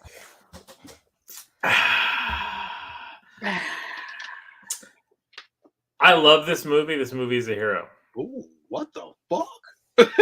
What? Wow. So here's the thing, guys. Steve, I would hope after 8 years you would know me better. Some of my favorite movies are 7.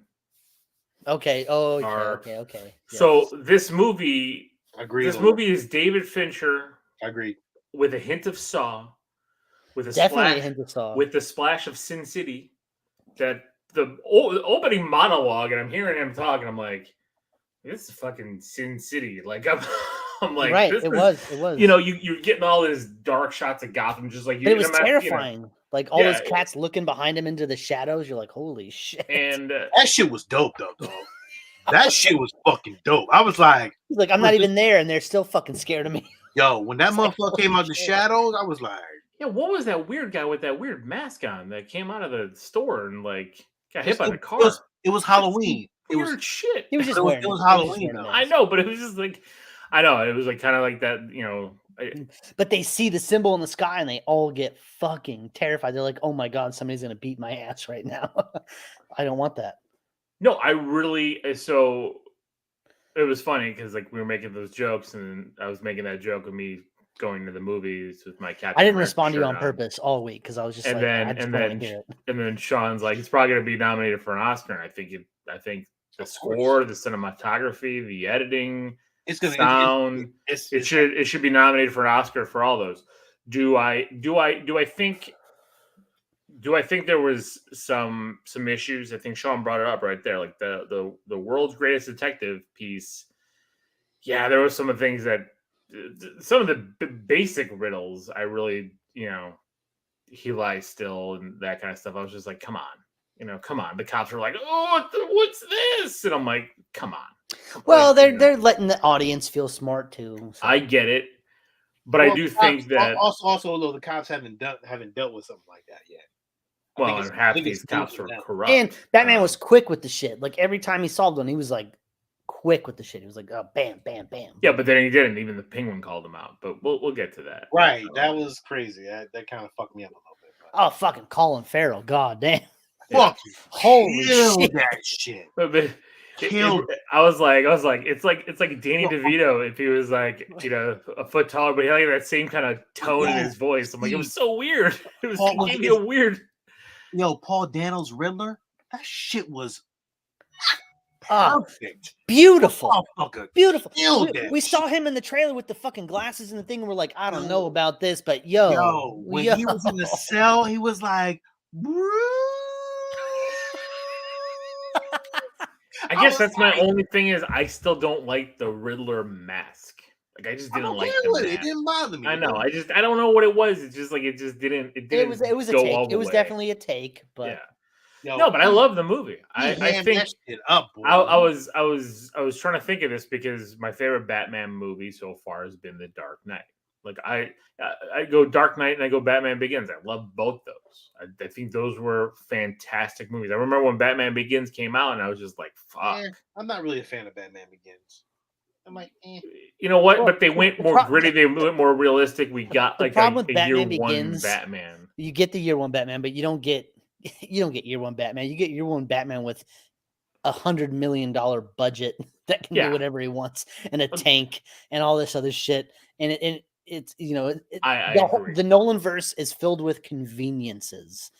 And there's no detective work in it, and the suit doesn't hold up, and Bale's voice isn't. And that's another thing too about this movie. We did not have the voice modulator that Affleck did. But I did notice that depending on who he was talking to, his voice was different. When he was talking to Gordon, his voice was Bruce Wayne's voice. He did not put any inflection on it. He just talked normal. When he was talking to Selena, it was his normal voice. It was only when he was around the other cops or any other shit that he tried to put a little bit of graveliness to his voice. Like it lets you know who he was comfortable around. Right.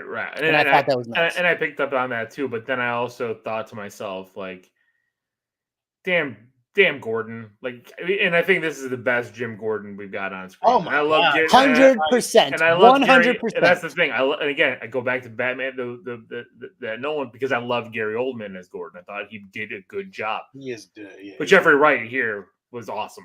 He was very involved all over there. Jeffrey Wright was like, Jeffrey's like, yo, you're gonna punch in my face. Okay, yeah. No, I want to talk about that in spoilers because I want to talk about that scene. That was so good. Great. But they're again, my problems are nitpicks. They're just little nitpicks here. And there. I have nitpicks myself. I didn't like the Riddler mask. Some of the emo Bruce Wayne stuff. I get it, but at this point, he's like almost 30. He's almost 30 years old, and he's still acting like, this. I don't really know if he really played emo. I think he was just kind of to himself. Like, it wasn't really emo. He looked emo, but he didn't really come on. The emo was the black makeup and the hair coming in his face like this. That's like, kind of being like, So I'm just saying it was there. It's emo in a way, but it's and then when you're playing, you're playing that Nirvana in the background, and I'm just living his life at night as Batman, and Paul Dano straight up says that in a conversation with him at the end. He's like, "I am looking at you. I'm not looking at who's underneath that mask. I'm looking at you. You are the real you." So there was some good shit here. I love that shit, yo. He fucking was killing that shit. He was like, the dude was like, he's like, shut up. I was like, okay. Let's get into spoilers. Let's do it. So it gets a superhero. Does the Batman get a superhero at the Geekz? Superhero, yeah. Wonderful. Before we get into spoilers, we have comments. We got some comments. Well, we have comments. I mean, Zodiac in there too. I agree. Zodiac vibes. It's again David Fincher. Zodiac 7. That's where it's coming from. Vengeance to a Sign of Hope.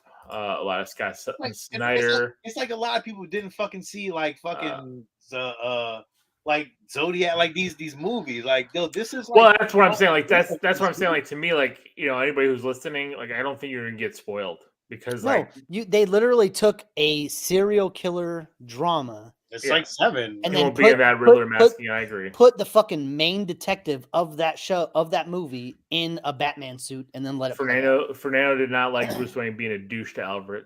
He did not like that. I get it. But that was resolved in the movie. It was resolved, but again, this is the second now movie standalone because the Joker did the same thing, where they took Thomas Wayne and made him a. Not who we've always been told. I don't think that this Thomas Wayne is a bad guy at all. I think he was desperate and he needed some help, and I think he was a human being that made a mistake. Yeah, I think so too. It's that simple. He wasn't a bad guy. I never said he was a bad guy, but I'm going to say this, Lobster, Sean and Lil. I don't know if you're going to agree with me, but I'm going to say this. I wasn't sure about Andy Serkis as Alfred, but I got to say, I think Andy Serkis is now my favorite Alfred, just above Jeremy Irons. Jeremy Irons was my favorite until we got here, because I mean, like, Michael Gough, like he was great. He was great, but he didn't really do anything. Like, he just made sandwiches and walked around in a tuxedo. And then you got Michael Caine, which, tangerine and fucking wants to watch the world burn. It's fine, but like he didn't do anything either, really. I don't know. I like Michael Caine's. I like Michael Caine too. I think Michael Caine's Alfred is my favorite. I think he was more of an active Alfred than any other ones. I mean, I absolutely do not agree with you because one, Jeremy Irons was in the Batcave helping fucking Bruce Wayne build his gear. But James so was Michael Caine. You saw Michael Caine with the masks and ordering them, and he was calling in orders. He wasn't doing anything. He was writing checks. Well, because they also had Lucius Fox and then making this shit. And then this one, the Andy Serkis Alfred, you find out he's like that Batman Year One storyline Alfred, who was like he trained Batman. He was the fucking bodyguard of the Waynes. Like I thought you had a fight. Yeah. So like, I like that aspect here where he is put into a role that he's not supposed to be in. He's a badass. He's not a butler. Yeah, but and he's been Andy Serkis doesn't feel like that to me. I guess that's the thing. I don't believe it when I see Andy Serkis telling me that. I don't know. I think Andy Serkis can play off somebody that used to be that. He doesn't play it off now as he is that person, but he could definitely have been that person. They should have took more time to explain Martha Arkham. That history would explain why he made the choices he did to become. I was okay without them telling that story. I don't want them to try to do this whole genetic. There's mental issues, and that's why Bruce Wayne's being Batman. I don't want that. I don't want him to be dressing up as Batman because he has mental instability. Because if he would explain that, then everybody would have been mad. But now they're going down the Martha Road, and I'm talking about the father and listen, it's okay. Let's keep it where it is. So Fernando agreed. This Alfred comes from the Batman Earth One story. Scott says it seemed like Alfred was more security than Butler. I agree with that too at this point. Yeah, but again, that's the other thing where. But that's who Alfred is, though. Yeah, Alfred's backstory. He's like a fucking CIA agent. Like, come on, like y'all. Yeah, he's MI6. Like, come on, we know this. Y'all read Batman. Y'all know Alfred has a background. Well, and Alfred has his own TV series, so he has a background. We all know this. I guess my one thing thinking here was, so getting into the plot of the story and the reason why the Riddler did what he did. We can do spoilers yet? Well, you said spoilers, so we're in spoilers. So we're in spoilers. I guess kind of a pet peeve of mine. I get the Riddler's orphanage, kind of him being an orphan, and then Bruce Wayne being the billionaire orphan, and the split there. Both went through this tragedy. Both came out of it on two sides of the same coin. It's what they've done almost in every Batman movie. They try to make them these polar opposites from the same point, right? What I think should have happened was a little bit more of a revenge plot because they played into this story about this journalist being murdered. And I thought that should have been I agree. The Riddler's father. I agree. That is more of the reason why he went to this, because then he ended up in this orphanage. That's right. Because of this thing, and now he's an orphan, and the renewal, and his father was murdered. So are you talking about that like reel that was playing in the orphanage when Batman and Gordon went there to look? Yes. So in there, that was a big clue as to possibly the villain for the second movie, because not only did they have Hush. That's the same thing. I don't think the character Hush in the comics. I forget his first name, but his last name is Elliot. So his father was the reporter that got killed. Something Elliot. Okay, so then literally right after they showed that, the word Hush came up on the screen, huge in white letters. So like that for me was like a sign for what's to come. See, Scott, I don't think it was implied. I thought it was until they showed the picture of Thomas Wayne starting his campaign for mayor, and then having the Riddler as a kid in that picture, because that murder happened after the campaign started. It happened closer to election day. Well, and then like let's not get it twisted. It's not so much like Batman's the worst detective. How about the fact that Riddler had pictures of Bruce Wayne and Batman all over his wall, and not one cop was like, "Look at that motherfucking Charlie." Yeah, but the Riddler doesn't think like the Riddler. That's like, I'll tell you this: that motherfucker's teeth are very his teeth. Like as soon as he opens his mouth, you're like, "Oh, I know you." But the Riddler did the Riddler put it together? Because I think the Riddler did not. He did exactly. Not. That's the other thing. Because I thought the Riddler was supposed to know. Yeah, the whole scene with Batman and the Riddler in Arkham, I thought it was Riddler telling Batman that he knew he was Bruce Wayne, and so did Batman. So I think that was definitely what was until he was like. Until he said like, and then we need to get Bruce Wayne. And that's when Batman flipped on him and kind of just That's the thing too. And Sean's right here. Like Batman loses this whole thing. Like again, Riddler's plan almost went flawlessly. And Riddler's plan did go flawlessly. It actually went off without a hitch. He wanted more people to die in the for sure. But he didn't get the body count that he wanted. But his plan went off. Batman was so focused on preventing the next. Thank you, Gregory. Batman was so worried about preventing the next murder that he didn't look at the bigger picture, which was bombs being planted all around this seawall around Gotham. That was the best fucking distraction of a fucking villain plot story. I was like, oh, he just fucking pulled the wool over everybody's eyes. But his real plan was to do this. I was like, yeah. But as an audience, like we were left out of the loop too, so we didn't see that coming neither. Yeah. So I agree with Jonathan. The thing is, if Batman would have kept investigating, he would have probably found out. But he got worried about his secret identity because he ditched out right when he thought that video that was going to play was him in the shadow because it had a weird little funky bat look. He ditched out not because of that. He ditched out because that bomb was being sent to his house, and the only person that was there was Alfred. That's why he ditched out. He didn't ditch out for him. He ditched out because Alfred was going to be the one that was going to get the Riddler's wrath, not him. Right. That's why he left. It wasn't because of his own personal shit. He literally told Gordon, like, I think this Batman shit's going to end. Like, I'm going to get found out, and that's going to be the end of it. Well, right. Like, that's what I'm saying. He was worried about him being found out rather than continuing to finish the investigation. The investigation wasn't over. I don't think so. I don't think that he was worried about his secret identity. His secret identity was not paramount. It was stopping the killing and stopping whatever was paramount. He realized that he was in the crosshairs, but also understood that he was not going to be the one that was going to take that hit. It was going to be Alfred. Well, so that's why that hit. At that point, he was an hour late. Right, but then he wasn't worried about himself after that.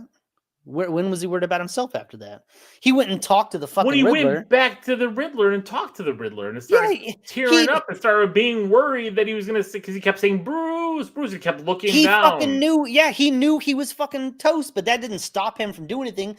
The Riddler said, I wanted to talk to you. He went to go talk to him. What are you gonna do?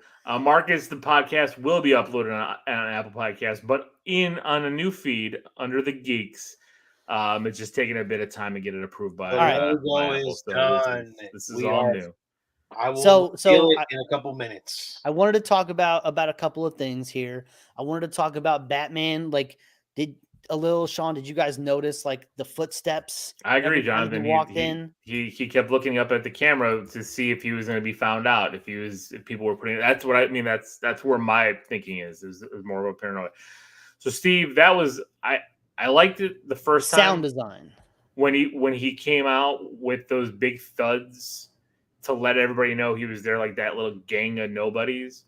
But as he kept doing it, especially when I feel like Batman's supposed to be more stealth than that, than to announce he's coming. But he only did the footsteps to bring his presence out. He only did the footsteps when he was with the cops. He was stealth as fuck. Like there was one point where Gordon walked out to the fucking bat signal and he like did something, and this motherfucker popped out of the shadows like, holy shit, like, where did you come from? He did the same shit with Selena Kyle like 3 times. Like, but he's like, what, you like creeping up on girls? And he was too. He did take those binoculars and watch her change out of her clothes. I was like, oh, come on, creepo. What you doing? I mean, I'm not going to be mad at it because I'm seeing it too, but he wasn't some creep shit. What do you guys think of it? Do you think this is the best Catwoman? I think she did a good job. I think she's better than Anne Hathaway. It's hard to top Michelle Pfeiffer's Catwoman, but that was a different movie and a different tone. I thought this Selena Kyle definitely had more backstory than Michelle Pfeiffer's. She didn't look like Catwoman. She was just wearing a black suit with a weird beanie. Oh, the beanie had cat ears. It was just a shitty beanie. It's like that's what you get. But that's what you get when you buy a beanie at the fucking at the Dollar General. You get a beanie that looks like that. Not like Sean's beanie. That is Supreme. That was not a Supreme beanie. That was a fucking shitty dollar bin beanie. If she had the fucking goggles, even if she just had the goggles, like then we're in. I mean, her suit didn't match, but Selena Kyle was a badass. Yo, that beanie was shit. That mask was shit. It was bad. Like, it was so come bad. on, girl. You can come up with some better shit than that. I don't know if I like the idea that she was Falcone's daughter. I was just didn't bother me. I didn't care. How about I didn't care, but I was just like, what was his name? What was the actor's name that played John Falcone? Turturro. How about him killing it? John Like Turturro he was great. Awesome. John Turturro was always awesome. He does comedy. He's hilarious. He's awesome. He does movies like this. All of a sudden, he comes in and he's just this badass monster. He was terrifying. Like it really worked. It really worked. And then, of course, I want to get into Colin Farrell's Penguin here. Like, just like if they literally didn't say that he was in the movie, you would not know that's Colin Farrell. You would not know that was Colin Farrell at all. I agree. Like, he just fell into the role. He was amazing. And then that leads us into the Batmobile scene. And I was a little standoffish. I'm not prepared to say that this is the best Batmobile. That motherfucker was nice, but it looks like my car. So, well, at first you didn't like it, Sean, even though it was your car. Remember how many times you were hating that Batmobile? Yo, after this movie, I put that soundtrack on. I was flying down the road. but I'm gonna say this: like you look at the previous on-screen Batmobiles. I think the best one up to now was I actually prefer the Ben Affleck Batmobile because, yeah, the 89 one, the Tim Burton Batmobile is fantastic, but that is not practical in any way. That's not going to get you through a fucking car chase. Batmobile's not supposed to be practical. Well, in this movie, it fucking is. It's practical as fuck. But all the other Batmobiles were trash. I even think the Tumbler. I'm not a big fan of the Tumbler. There's only one Batmobile I love, and it's animated series. That's the only one Batmobile I love. So that motherfucker takes wide turns. This one was nice though, man. I love Sean, it because the sound. Yo, the sound of it. I was like, "Fuck." That motherfucker! I need that engine. When Penguin came across the car to see if Batman was still there, and then fucking looked up, he was like, Batman wasn't there, and then all of a sudden you just heard the fucking engine turn on, and they looked down the alleyway, and it was just glowing blue with fire. I was like, my God. How do I get my car custom? Oh my God. Like, how do I get those wheels? How do I get that engine in the back? Like, I don't need my trunk. Like, I can take that trunk out. I can get the trunk out. And we've seen it in the trailers. Like, I got you. And that motherfucker flying out of the fire. But it did not even matter that I've seen that 100 times before. It was good, man. That shit in the movie was like, he fucking took that car ramp, flew through that shit. I mean, I would love to see this in 4DX. I'm not going to lie to you. Popped out of that car with the fire. Fuck. You know what? I was still on the edge about watching it. Like, I really didn't care. And now that I've watched it, I care too much. Yeah, I still am not 100% on his cowl. It's just a cowl. The cowl for me. The rest of the suit fit. I think he's got the jaw and everything to do it. It's just like it's weird because, again, he was like super bulletproof. He's taking machine gun fire to the face, and it's bouncing off. And I'm looking at this cowl. No, never the face, all the chest. No. It hit him in the face. Not the face. Because when that one scene where it went up, he'd be dead. It hit his head. You could see. It seemed like it hit his head. Maybe I'm wrong. I don't know. Well, he handled it. He did when they got shotgun chested. How about okay? So Sean, so there's that scene you were talking about with Jeffrey Wright, where they're like, he's like, give me the room, and all the cops leave, and I love that scene where he was like, you're gonna punch me in the face, and you're gonna take these, and it looked like from the outside he was talking shit to him, but he was like, like I love that little back and forth. And then Batman. They had great chemistry together. Fantastic chemistry. Fantastic. No, I agree. I think he was the best Gordon. Oh, he's 100% the best Gordon we've gotten so far. Like if they're going to do, well, there's already talks that they were supposed to do a GCPD series. Ththat's happening. And they're doing Batgirl too, right? Well, they're doing. But that's with J.K. Simmons. Batgirl's with J.K. Batgirl with J.K. Yeah, exactly. So none of this makes any sense anymore. So it's fine. It would have been perfect with Jeffrey Wright. Right? Perfect. Yeah. It just would have worked. Like throw in Jeffrey Wright. Great. Yeah. I mean, I don't know why you're keeping J.K. I don't know. Yeah, they're keeping the Snyderverse. Why are you extending alive? half this universe? Yeah, they're killing the Snyderverse, but they're keeping the parts they like alive. I don't get that part of it. I don't either. Warner Bros. Is know what the fuck they doing anyway. Well, I mean, even the beginning. I don't know. Did you guys get that weird DC trailer like DC this year? And it's Black Adam and Flash and Aquaman, and then they threw this Then they threw this Batman in the middle of it all, and I'm like, but this isn't part of it. Like, I get what you're saying that it's all DC, but it's not the same. Yeah, this did not feel. This movie was not God-like. This was a very grounded. Yeah, this was more like story. The Joker. This was the Joker. I mean, Batman literally escapes that scene with Jim Gordon, goes to the top of the fucking roof, and is like, "Fuck, I'm too high." Sean, what do you think about that fucking flight suit? He fucking turned his cape into a flight suit. Fucking tap tap tap. Poof. But he fucked himself up though. Don't like, oh Lord, he pulled that shoe too quick. Got his ass whooped. Sean got that Batmobile already? No, I got this one though. Got the Hot Wheels one. It's tough, man. I was like, ooh, I'm about to open this motherfucker. I kind of want to keep it though like this, but this shit was tough though. This shit is tough. I'm telling you, if I can get my car souped up like that, if there's a way to figure that shit out, I would. Everything, the headlights, the grill, all in red with that blue fire in the back, like that shit just looks so fucking mean. Yeah. Steve, did you take your son to see it with you or no? No, I went and saw it with the wife. We went and saw on the preview screening. What did Rachel think? She loved it.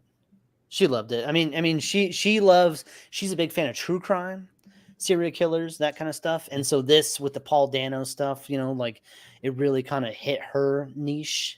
Yeah, the cipher writing, the notebooks and everything. Oh yeah. Yeah, I get that, and like that's the stuff. I mean, that's what I'm telling you. Like, it's why I loved how this was. I love how he ate the bat calzones from Little Caesars. It kind of neglected this guy, Friday. I agree, Eugene. I agree. Didn't happen. But... Damn, Little Caesars promos in the middle of this movie. I know. So yeah. What did you think? What did you guys think about the action, Batman fighting? Like it felt like a little raw. Like he's not like this trained, seasoned fighter that's the master of all these things that can kick everyone's ass. But he's not. But he's taking on a lot of gunfire. But he fucking handled his own though, man. He beat the fucking brakes off of non-stop people. That motherfucking adrenaline scene where he got that adrenaline and put it into his. He was like, I was like, oh shit. Yo, he was damn near fucking dead. Stabbed himself with the green juice, which was a nod to Venom in my eyes. He fucking screamed, fucking jumped up, and fucking beat the brakes off of that dude. Fucking bow, bow, bow. Oh, you mean the Bane Venom stuff? I was like, I was for a second confused. I was like, Venom.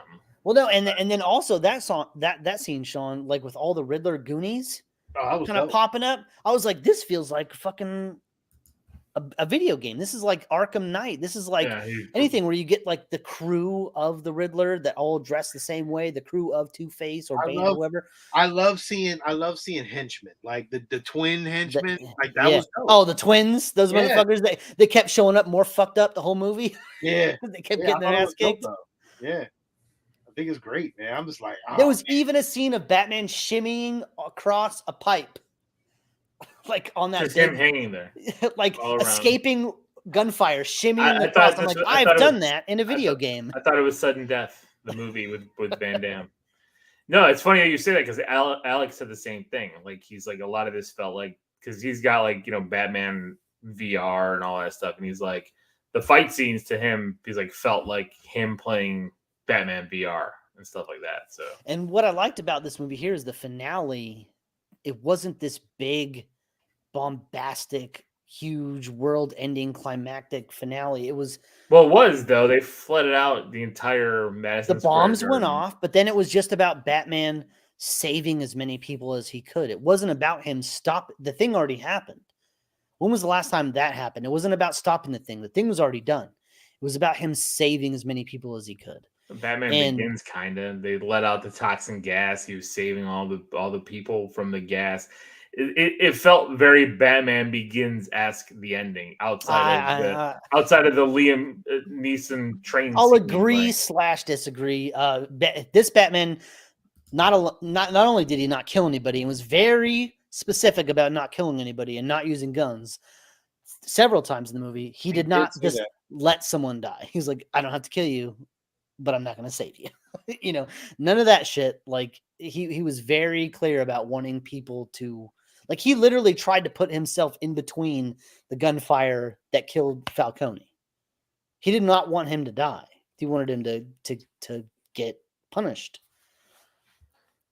0 Year Riddler flooded the city. So I didn't read 0 Year, so you guys would know that better than me. I didn't read it either, but I did. Same thing. It was a mix of 0 Year and No Man's Land. Yeah. It was fine. There was so many shots of Pattinson just turning his head, and I love that sound of like the creaking leather as he turned his head, like, and the lighting and like his eyes. Like, I'm so glad they didn't go with the white eyes. Because his eyes. I kind of wish they did. I am because I thought his eyes conveyed a lot of emotion, like with the black paint. Like acting. It worked. It worked pretty well for me. There was plenty of shots that looked straight out of like Earth One.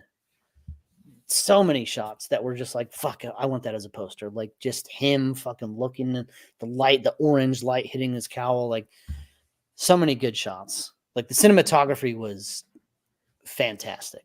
I agree. I mean, especially that scene where he's got that red flare and he's leading all those people out of the water, through the water. Well, he goes that he reaches his hand. Comic book panel. He reaches his hand out to help somebody with that flare, and she doesn't take his hand, but the kid takes his hand, and he helps the kid, and then she fucking comes in. Like that was really good. The scene of him carrying that girl to the helicopter at the end while he's monologuing about how like his symbol of fear, now he's realizing it needs to be a symbol of hope. Like holy shit! Like this motherfucker grew up right in this movie.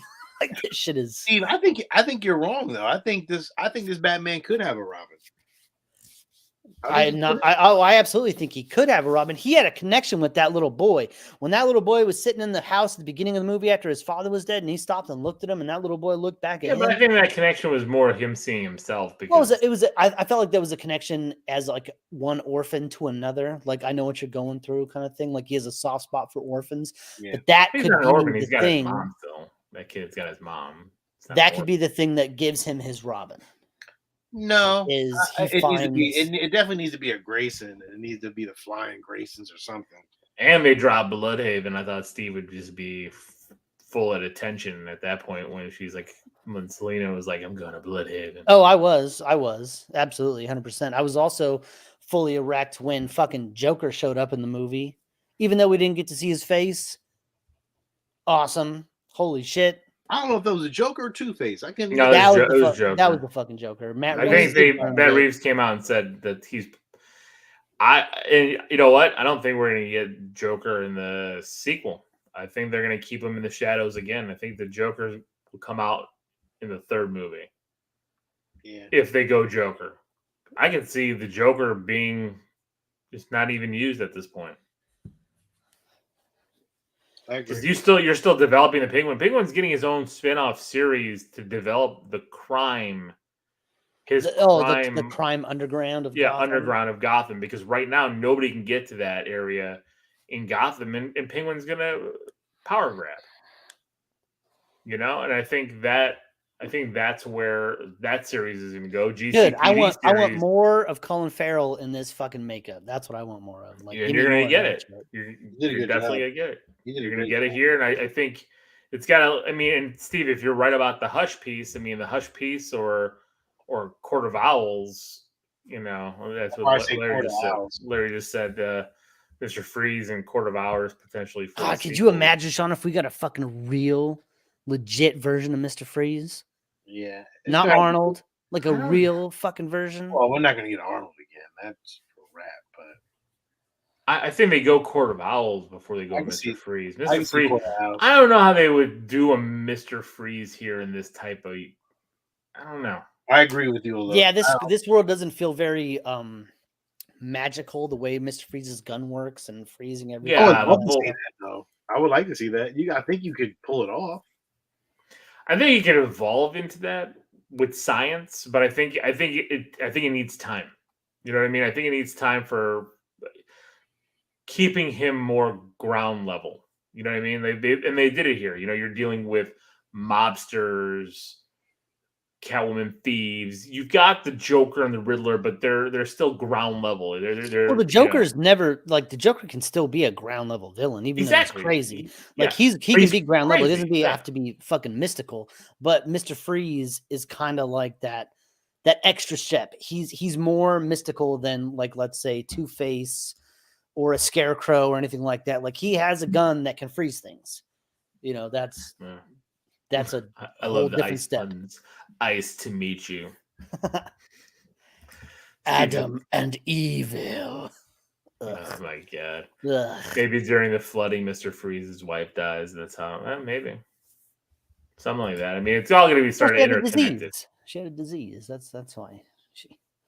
No, Scott said he would love a grounded Mr. Freeze for the sequel. I mean, maybe he doesn't have a nice gun. Maybe he just has to keep himself in this suit to keep himself at a subthermal temperature. I don't know. They could do it. It could be done. It has to be a good script though, but it could be done. It could. I mean, what did you guys think of Gotham in this one? I thought this was a fantastic representation. This was New York City. This was New York. I mean, right when I saw Gotham Square Garden, I was like, "Well, it was come on." Yeah, it was Times Square. It was all that shit. They even had the big, shot of the signs and all that shit going up. But this was all filmed in England. You know what I was a little irritated at is that all the fucking shots that we got from the beginning of this movie leaked online, like all the behind the scenes photos and all that shit. That was the end of the movie. Them driving through the graveyard. That was the fucking end of the movie. I was like, God damn it. With his bat motorcycle, because he didn't have that until the end of the movie. I know. The motorcycle didn't have that little bat symbol helmet on it. Yeah, no, that was some bullshit. But Scott says rain, rain, rain. It did rain a lot in Gotham. It was very rainy in Gotham. But should have been Seattle. But that's always gloomy though. Yeah, go back and look, read the books. Go back and watch the fucking animated show. Go back and it's always very dark. Well, like Gotham is a metropolis in Seattle. It's just always raining. It's true. So is this the best Batman movie? The Dark Knight is up there, but I like this. I really did enjoy this, so I'm gonna say yeah for me. I mean, it's hard because I'm high on it right now. It's I don't want to make. I want to see it again. Definitely want to see it again. Is this better? So, and I know this is not live action, but I kind of Mask of the Phantasm for me kind of stands out. I mean, it does, but you're talking about two different things. You're talking about, but they're not. I mean, because I'm looking at the story, right? I think this story is better than Mask of Phantasm. Okay. 100%. That's what I'm asking. Like you're getting into real, like you were saying, Lil, the reason why you loved it, David Fincher. You're getting into fucking serial killer shit. You're getting into a real dark and gritty, fucked up version of Gotham. And instead of a police officer handling it, instead of Brad Pitt in Seven, you put Brad Pitt in a fucking Batman suit, and this is the movie. You could easily make Seven a Batman movie. You just throw Brad Pitt in a fucking Batman suit. Scott, I do think it could have been shorter. I wish it was a little shorter. I agree. Me and the kid I missed the scene, so I have to watch it again. I don't know how he ended up at the funeral. The scene right before the funeral, I had to take the boy, and we both had to go to the bathroom. I was like, you didn't miss much there. You didn't miss much there. That's what I figured. I was like, okay, he's going to talk to Alfred. We ran out. That scene was you saw Alfred deciphering the Riddler's. Well, I saw that they him putting the O's everywhere, and then it kind of, and then they made what I forgot what it was. And that's pretty much it. It was also like Batman, like putting on sunglasses because it was too bright. I was like, oh, okay. Yeah. Kind of, yeah. There's some. It's not perfect. It's not a perfect movie, but like, is Batman '89 a perfect Batman movie? No. Is Batman Returns a perfect Batman movie? No. Batman Forever, Batman and Robin? No. All the Nolan movies? No. Like The Dark Knight is great. This is the most complete Batman movie. All of Batman's aspects. I don't know if it has all of it. I agree, 100%. We don't have the millionaire playboy Bruce Wayne. Don't need it. He is. We're not watching a Bruce Wayne movie. We're watching a fucking Batman movie. But they're both. And he did do the billionaire thing. He went to the fucking funeral. He was out and about But that was it. He went to the funeral and he didn't say anything to anybody. Listen. Fucking Val Kilmer spent 15 minutes of that movie in a bat suit. Michael Keaton in the first movie spent about 30 minutes in a bat suit. This motherfucker spent 2.5 hours in a bat suit out of a 3-hour movie, and that is awesome. It was a Batman movie. But part of the Batman dynamic is him dealing with himself as Bruce Wayne and leading that double life. I've had enough of Bruce Wayne. I've seen Bruce Wayne fucking all aspects of Batman. It's not all aspects because his double life is part of that aspect. He at this point in his career, he is not interested in Bruce Wayne. He is interested in being the fucking Batman, and that's it. And I'm all the way here for it. I get it, but being Bruce Wayne, he will have to find that balance. Yeah, he has to. He just hasn't found it yet. I mean, you heard Alfred talking about like shit's going bad. Like you can't just only do this. You have to find a way to do both of the things. He just hasn't found it yet, and I'm okay seeing a story that doesn't notch all the fucking things. Mm-hmm. This is its own standalone story. We're not guaranteed a sequel from this, even though this movie has made a shitload of money. So it's happening. It's hard to. There's no way. I get what you're saying. I get what you're saying, but I guess, and if I'm looking at this as a standalone movie. And let's just say I never knew anything about Batman, there's a lot there that's confusing, right? Without knowing some of these things. Sure, but so take that same thing, go watch Spider-Man No Way Home and know nothing about Spider-Man or the MCU. Right, but that is but that's not a one-off movie. That's already part of a built-in I'm just saying legacy. Right, I'm just saying, like you're gonna take this movie but this movie has no connective required viewing. Who the fuck is going to see it? But first of all, who's going to see a Batman movie? Don't know shit about Batman. There's a reason they did not show those two people get murdered in the fucking alleyway because we've seen it 100 fucking times before. We don't need to see it again. I'm not saying we need to see the murder again. They dropped that Thomas and Martha were murdered. I also love that fact that Alfred was in the hospital and he was like, yeah, it could have been Falcone. It could have been this, but it could have been some fucking rando that just had a bad fucking day. And I don't know. And I've been trying to find it and I don't know. Like, I love that whole scene. It was so good because it didn't give Bruce this out of, if I kill Falcone, I've avenged my parents. That's the biggest problem I have with 89 Batman is like, oh, Jack Nicholson is the fucking killer. So no need to be Batman anymore. Joe Chill. Yeah. Jason said he was finding his balance. Gregory says, I think in year 2 of being Batman, he's more consumed with being Batman. He learns later in his career that he has to play the Bruce Wayne character. Jason says he became Bruce at the end. Scott says, I think he'll listen to Alfred start making appearances to develop the Playboy persona. I get it. I do. I'm just saying he's 2 years in. This movie was 3 hours long. You could have. We don't need all that. He's 2 years in, and he's super pissed off that all the work that he's done the last 2 years hasn't led to anything. Crime is up, murders are up, everything is crazy still, and he's pissed off. It about hasn't. that. And His vengeance has made it technically worse because I don't know if it's made it worse. that dude at the end that he almost murdered was the same dude from the funeral that was talking to Bruce Wayne about who cares about these rich politicians dying. That's the same dude. Yeah, I know. Oh, I caught that. And he used his line that he is vengeance. So yeah, I get it. It's a hard world being Batman. Got a lot of shit to weigh, and I thought that this movie played that very well. Good movie. We can gripe about this, that, the other all day. Yeah, At the end of the day, it was a fantastic film. Filmed well, acted well, scored well, looked great. It's long as fuck. It really is long as shit. But I still loved it. So I did too. It's teetering. I still don't know if it's to me better than The Dark Knight. If it's not, it's number 2. If it is, then it's number 1. Like that's where it's at. Like so, it's like ask me on each day of the week. Yeah. I mean, I think the only thing is again like that 3-hour runtime, man, was tough. Dark Knight's like 2 hours and 40 minutes. Like this movie's like 15 minutes longer. I know. Did you guys say for the end credit, after credit? I did not. I bailed out. All it was said goodbye with the Joker. It was like a cipher, Joker with the Riddler. Sorry, there's a website. There's a website you can go on. You go to, and there's a countdown. There's a countdown that's at like 8% as of today. So when that gets to 100%, something's going to come out. I don't know what it is, but it literally says it's not over yet. 8%. Yeah. So yeah.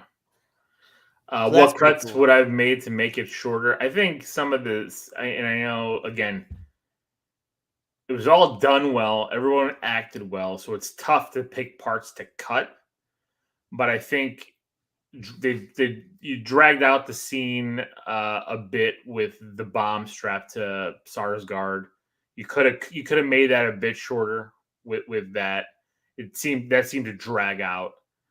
I think the Selena trying to take out Carmine Falcone was a bit long and dragged out. I think a lot of that stuff kind of could have been trimmed. I guess some that's of that Annika stuff, like a lot of Annika. Yeah, her the third subplot in the movie with her friend Annika. I didn't need Annika because she's already connected to Falcone, so like, who cares about Annika? Yeah. Yeah. I mean, I guess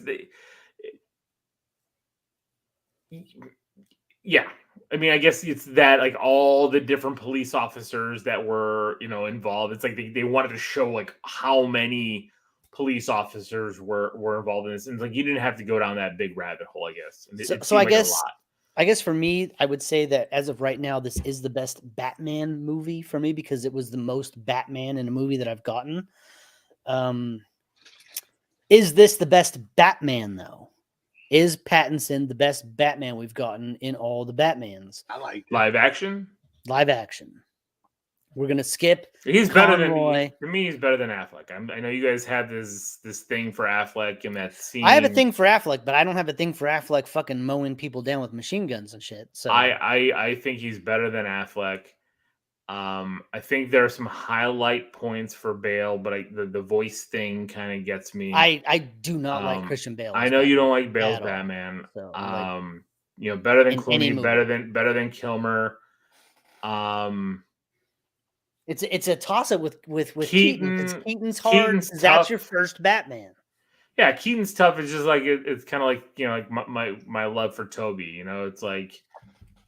There's always this soft spot. Yeah, but then you have Tom Holland. So it's like, is Tom Holland better than Toby? Like Tom Holland has better movies than Toby had. So how is that, and I think that this is a better movie than any of the Keaton movies. I don't know about better movies. Tom Holland had better movies than fucking Toby did. 100%.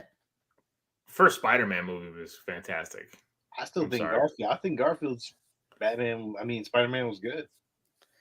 Garfield's my man. Garfield, but I was not talking about like my predication on Spider-Man, like my preference. We know your love for Garfield. I'm an Andrew boy all day. But okay, we're not talking about Spider-Man. We can go down this whole. I'm a little Andrew boy. So Sean, who would you say is the best live action Batman? Larry read that Counter Man as a potential villain too. I don't know about that. I think that's. I mean, maybe he's in the movie. I don't know. Would you say, Steve? Best live action Batman. I think as of right now, for me, it is Pattinson because his live action Batman did more detective work than any other Batman in any other movie. He also had better fight scenes and better action. So for me, Pattinson is the best live action Batman as of right now. So yeah, I guess I'm going Adam West. Get the fuck out of here. Adam West. Get the fuck. Keaton's heart with Pattinson's acting and Affleck's body. I don't know. I mean, not Affleck. Affleck felt too big. Not Affleck and Joss Whedon's too damn big. He was fat, man. The Riddler and the Joker laughing reminded me of an old Adam West Batman. At the end in Arkham, yeah. I wish I would have gotten more of a shot, but you did see like that. You saw the scars. You saw like the jaw line, like, and he had the crazy hair that was lean, spiked up everywhere. Like, what's that actor's last? How do you say the actor's last? Barry Conan or something like that. He was in Eternals. He was the boy from the Eternals. Yeah, so I mean, he's in Marvel in a DC movie. Look at that. So the Rock Barry Keoghan. Keoghan, that's how you say it. Keoghan, but it's like Keogh. Yeah. Right. That could have been cut and used as a stinger. That could have been used as a stinger or not even used at all. I mean, I get that they wanted to kind of build up, but again, it seems like it's a lot. I hope that the sequel. I do, Scott. I agree with you. Up. I hope he bulks up because he had one shirtless scene and it was not impressive. No, I don't need him to bulk up. Not impressive. I don't need him to bulk up either. I don't need him to bulk up that much. Bruce Wayne's a big man. He's a big man. Keaton wasn't. And Keaton's your number 2. No, Keaton's not my number 2. Affleck's my number 2. Keaton's my number 3. Listen, I don't care. Like you don't have to agree with me. That's what I like. I like seeing a big motherfucker in a gray and black suit that kicks people's asses. But he's the only one that was big. That got big. Affleck was big. That's what I'm saying. Affleck was the only one that was big. Like Bale, Bale bulked up. Bale was fucking huge in Begins. He slimmed down casually into the third movie where he was like a twig in the third movie. Yeah, because then he got his back broken by Bane. Clooney wasn't big. Neither was Kilmer. None of them were big. No, just Affleck. Affleck was a monster, and I thought it was great because he punched a motherfucker, and that fool fucking flipped over his whole body, and his head went into the ground, and I was like, "Well, goddamn, he might not be Superman, but he will fuck you up." And then he wore that big ass armor suit. That's why he had to bulk up to actually carry that damn armor suit around. He had to fucking walk around in that bitch. He had to fight in that. Yeah. I don't know. I mean, I'm probably with you, Steve, that Pattinson might be my favorite Batman. He's just kind of the best overall. Like I like different aspects of different actors, but like overall, like you take plus and minuses from this actor and that actor, but overall, like the overarching score, I would have to give it to Pattinson right now. I just would. Yeah, and everybody was afraid. Everybody didn't know what they were getting. I mean, I never thought he had to get out of the Twilight Shadow because I think he already got out of it. He's done so much since that. But I still see it. You look at comments and people are like, "Oh, is he going to sparkle in this movie too?" And it's just like, what the fuck are you talking about? Stuff. It's just like the Affleck stuff. Everybody's just going back to Daredevil and all this other shit, and I'm like, man's won Academy Awards and he's a big time director and all this shit. You literally won an Oscar for directing. So like, what are we doing? Like, yeah, I mean, he's been in a ton of other movies since. It's not like I get it. Yeah, you saw The Lighthouse, right? You saw like Good Times, right? Like, what are we talking about with Pattinson? He's been amazing time and time again, and he proved to be amazing here. So I like it. All right. On that note, can I go to sleep now? I think not until you show the new logo. I'm done. It's done. We'll see it later. They'll get a tease of it next week. So, all right, that's it for tonight. Thank you guys for listening. Thank you for your support. Hopefully you like, subscribe, comment to here on YouTube or on our new podcast channel, The Geekz, which hopefully will be out on iTunes and everywhere else eventually. There'll be a couple episodes out there. So thank you. This is Will. And this is Sean. And this is Steven. Until next time, everybody, keep it geeky. All right.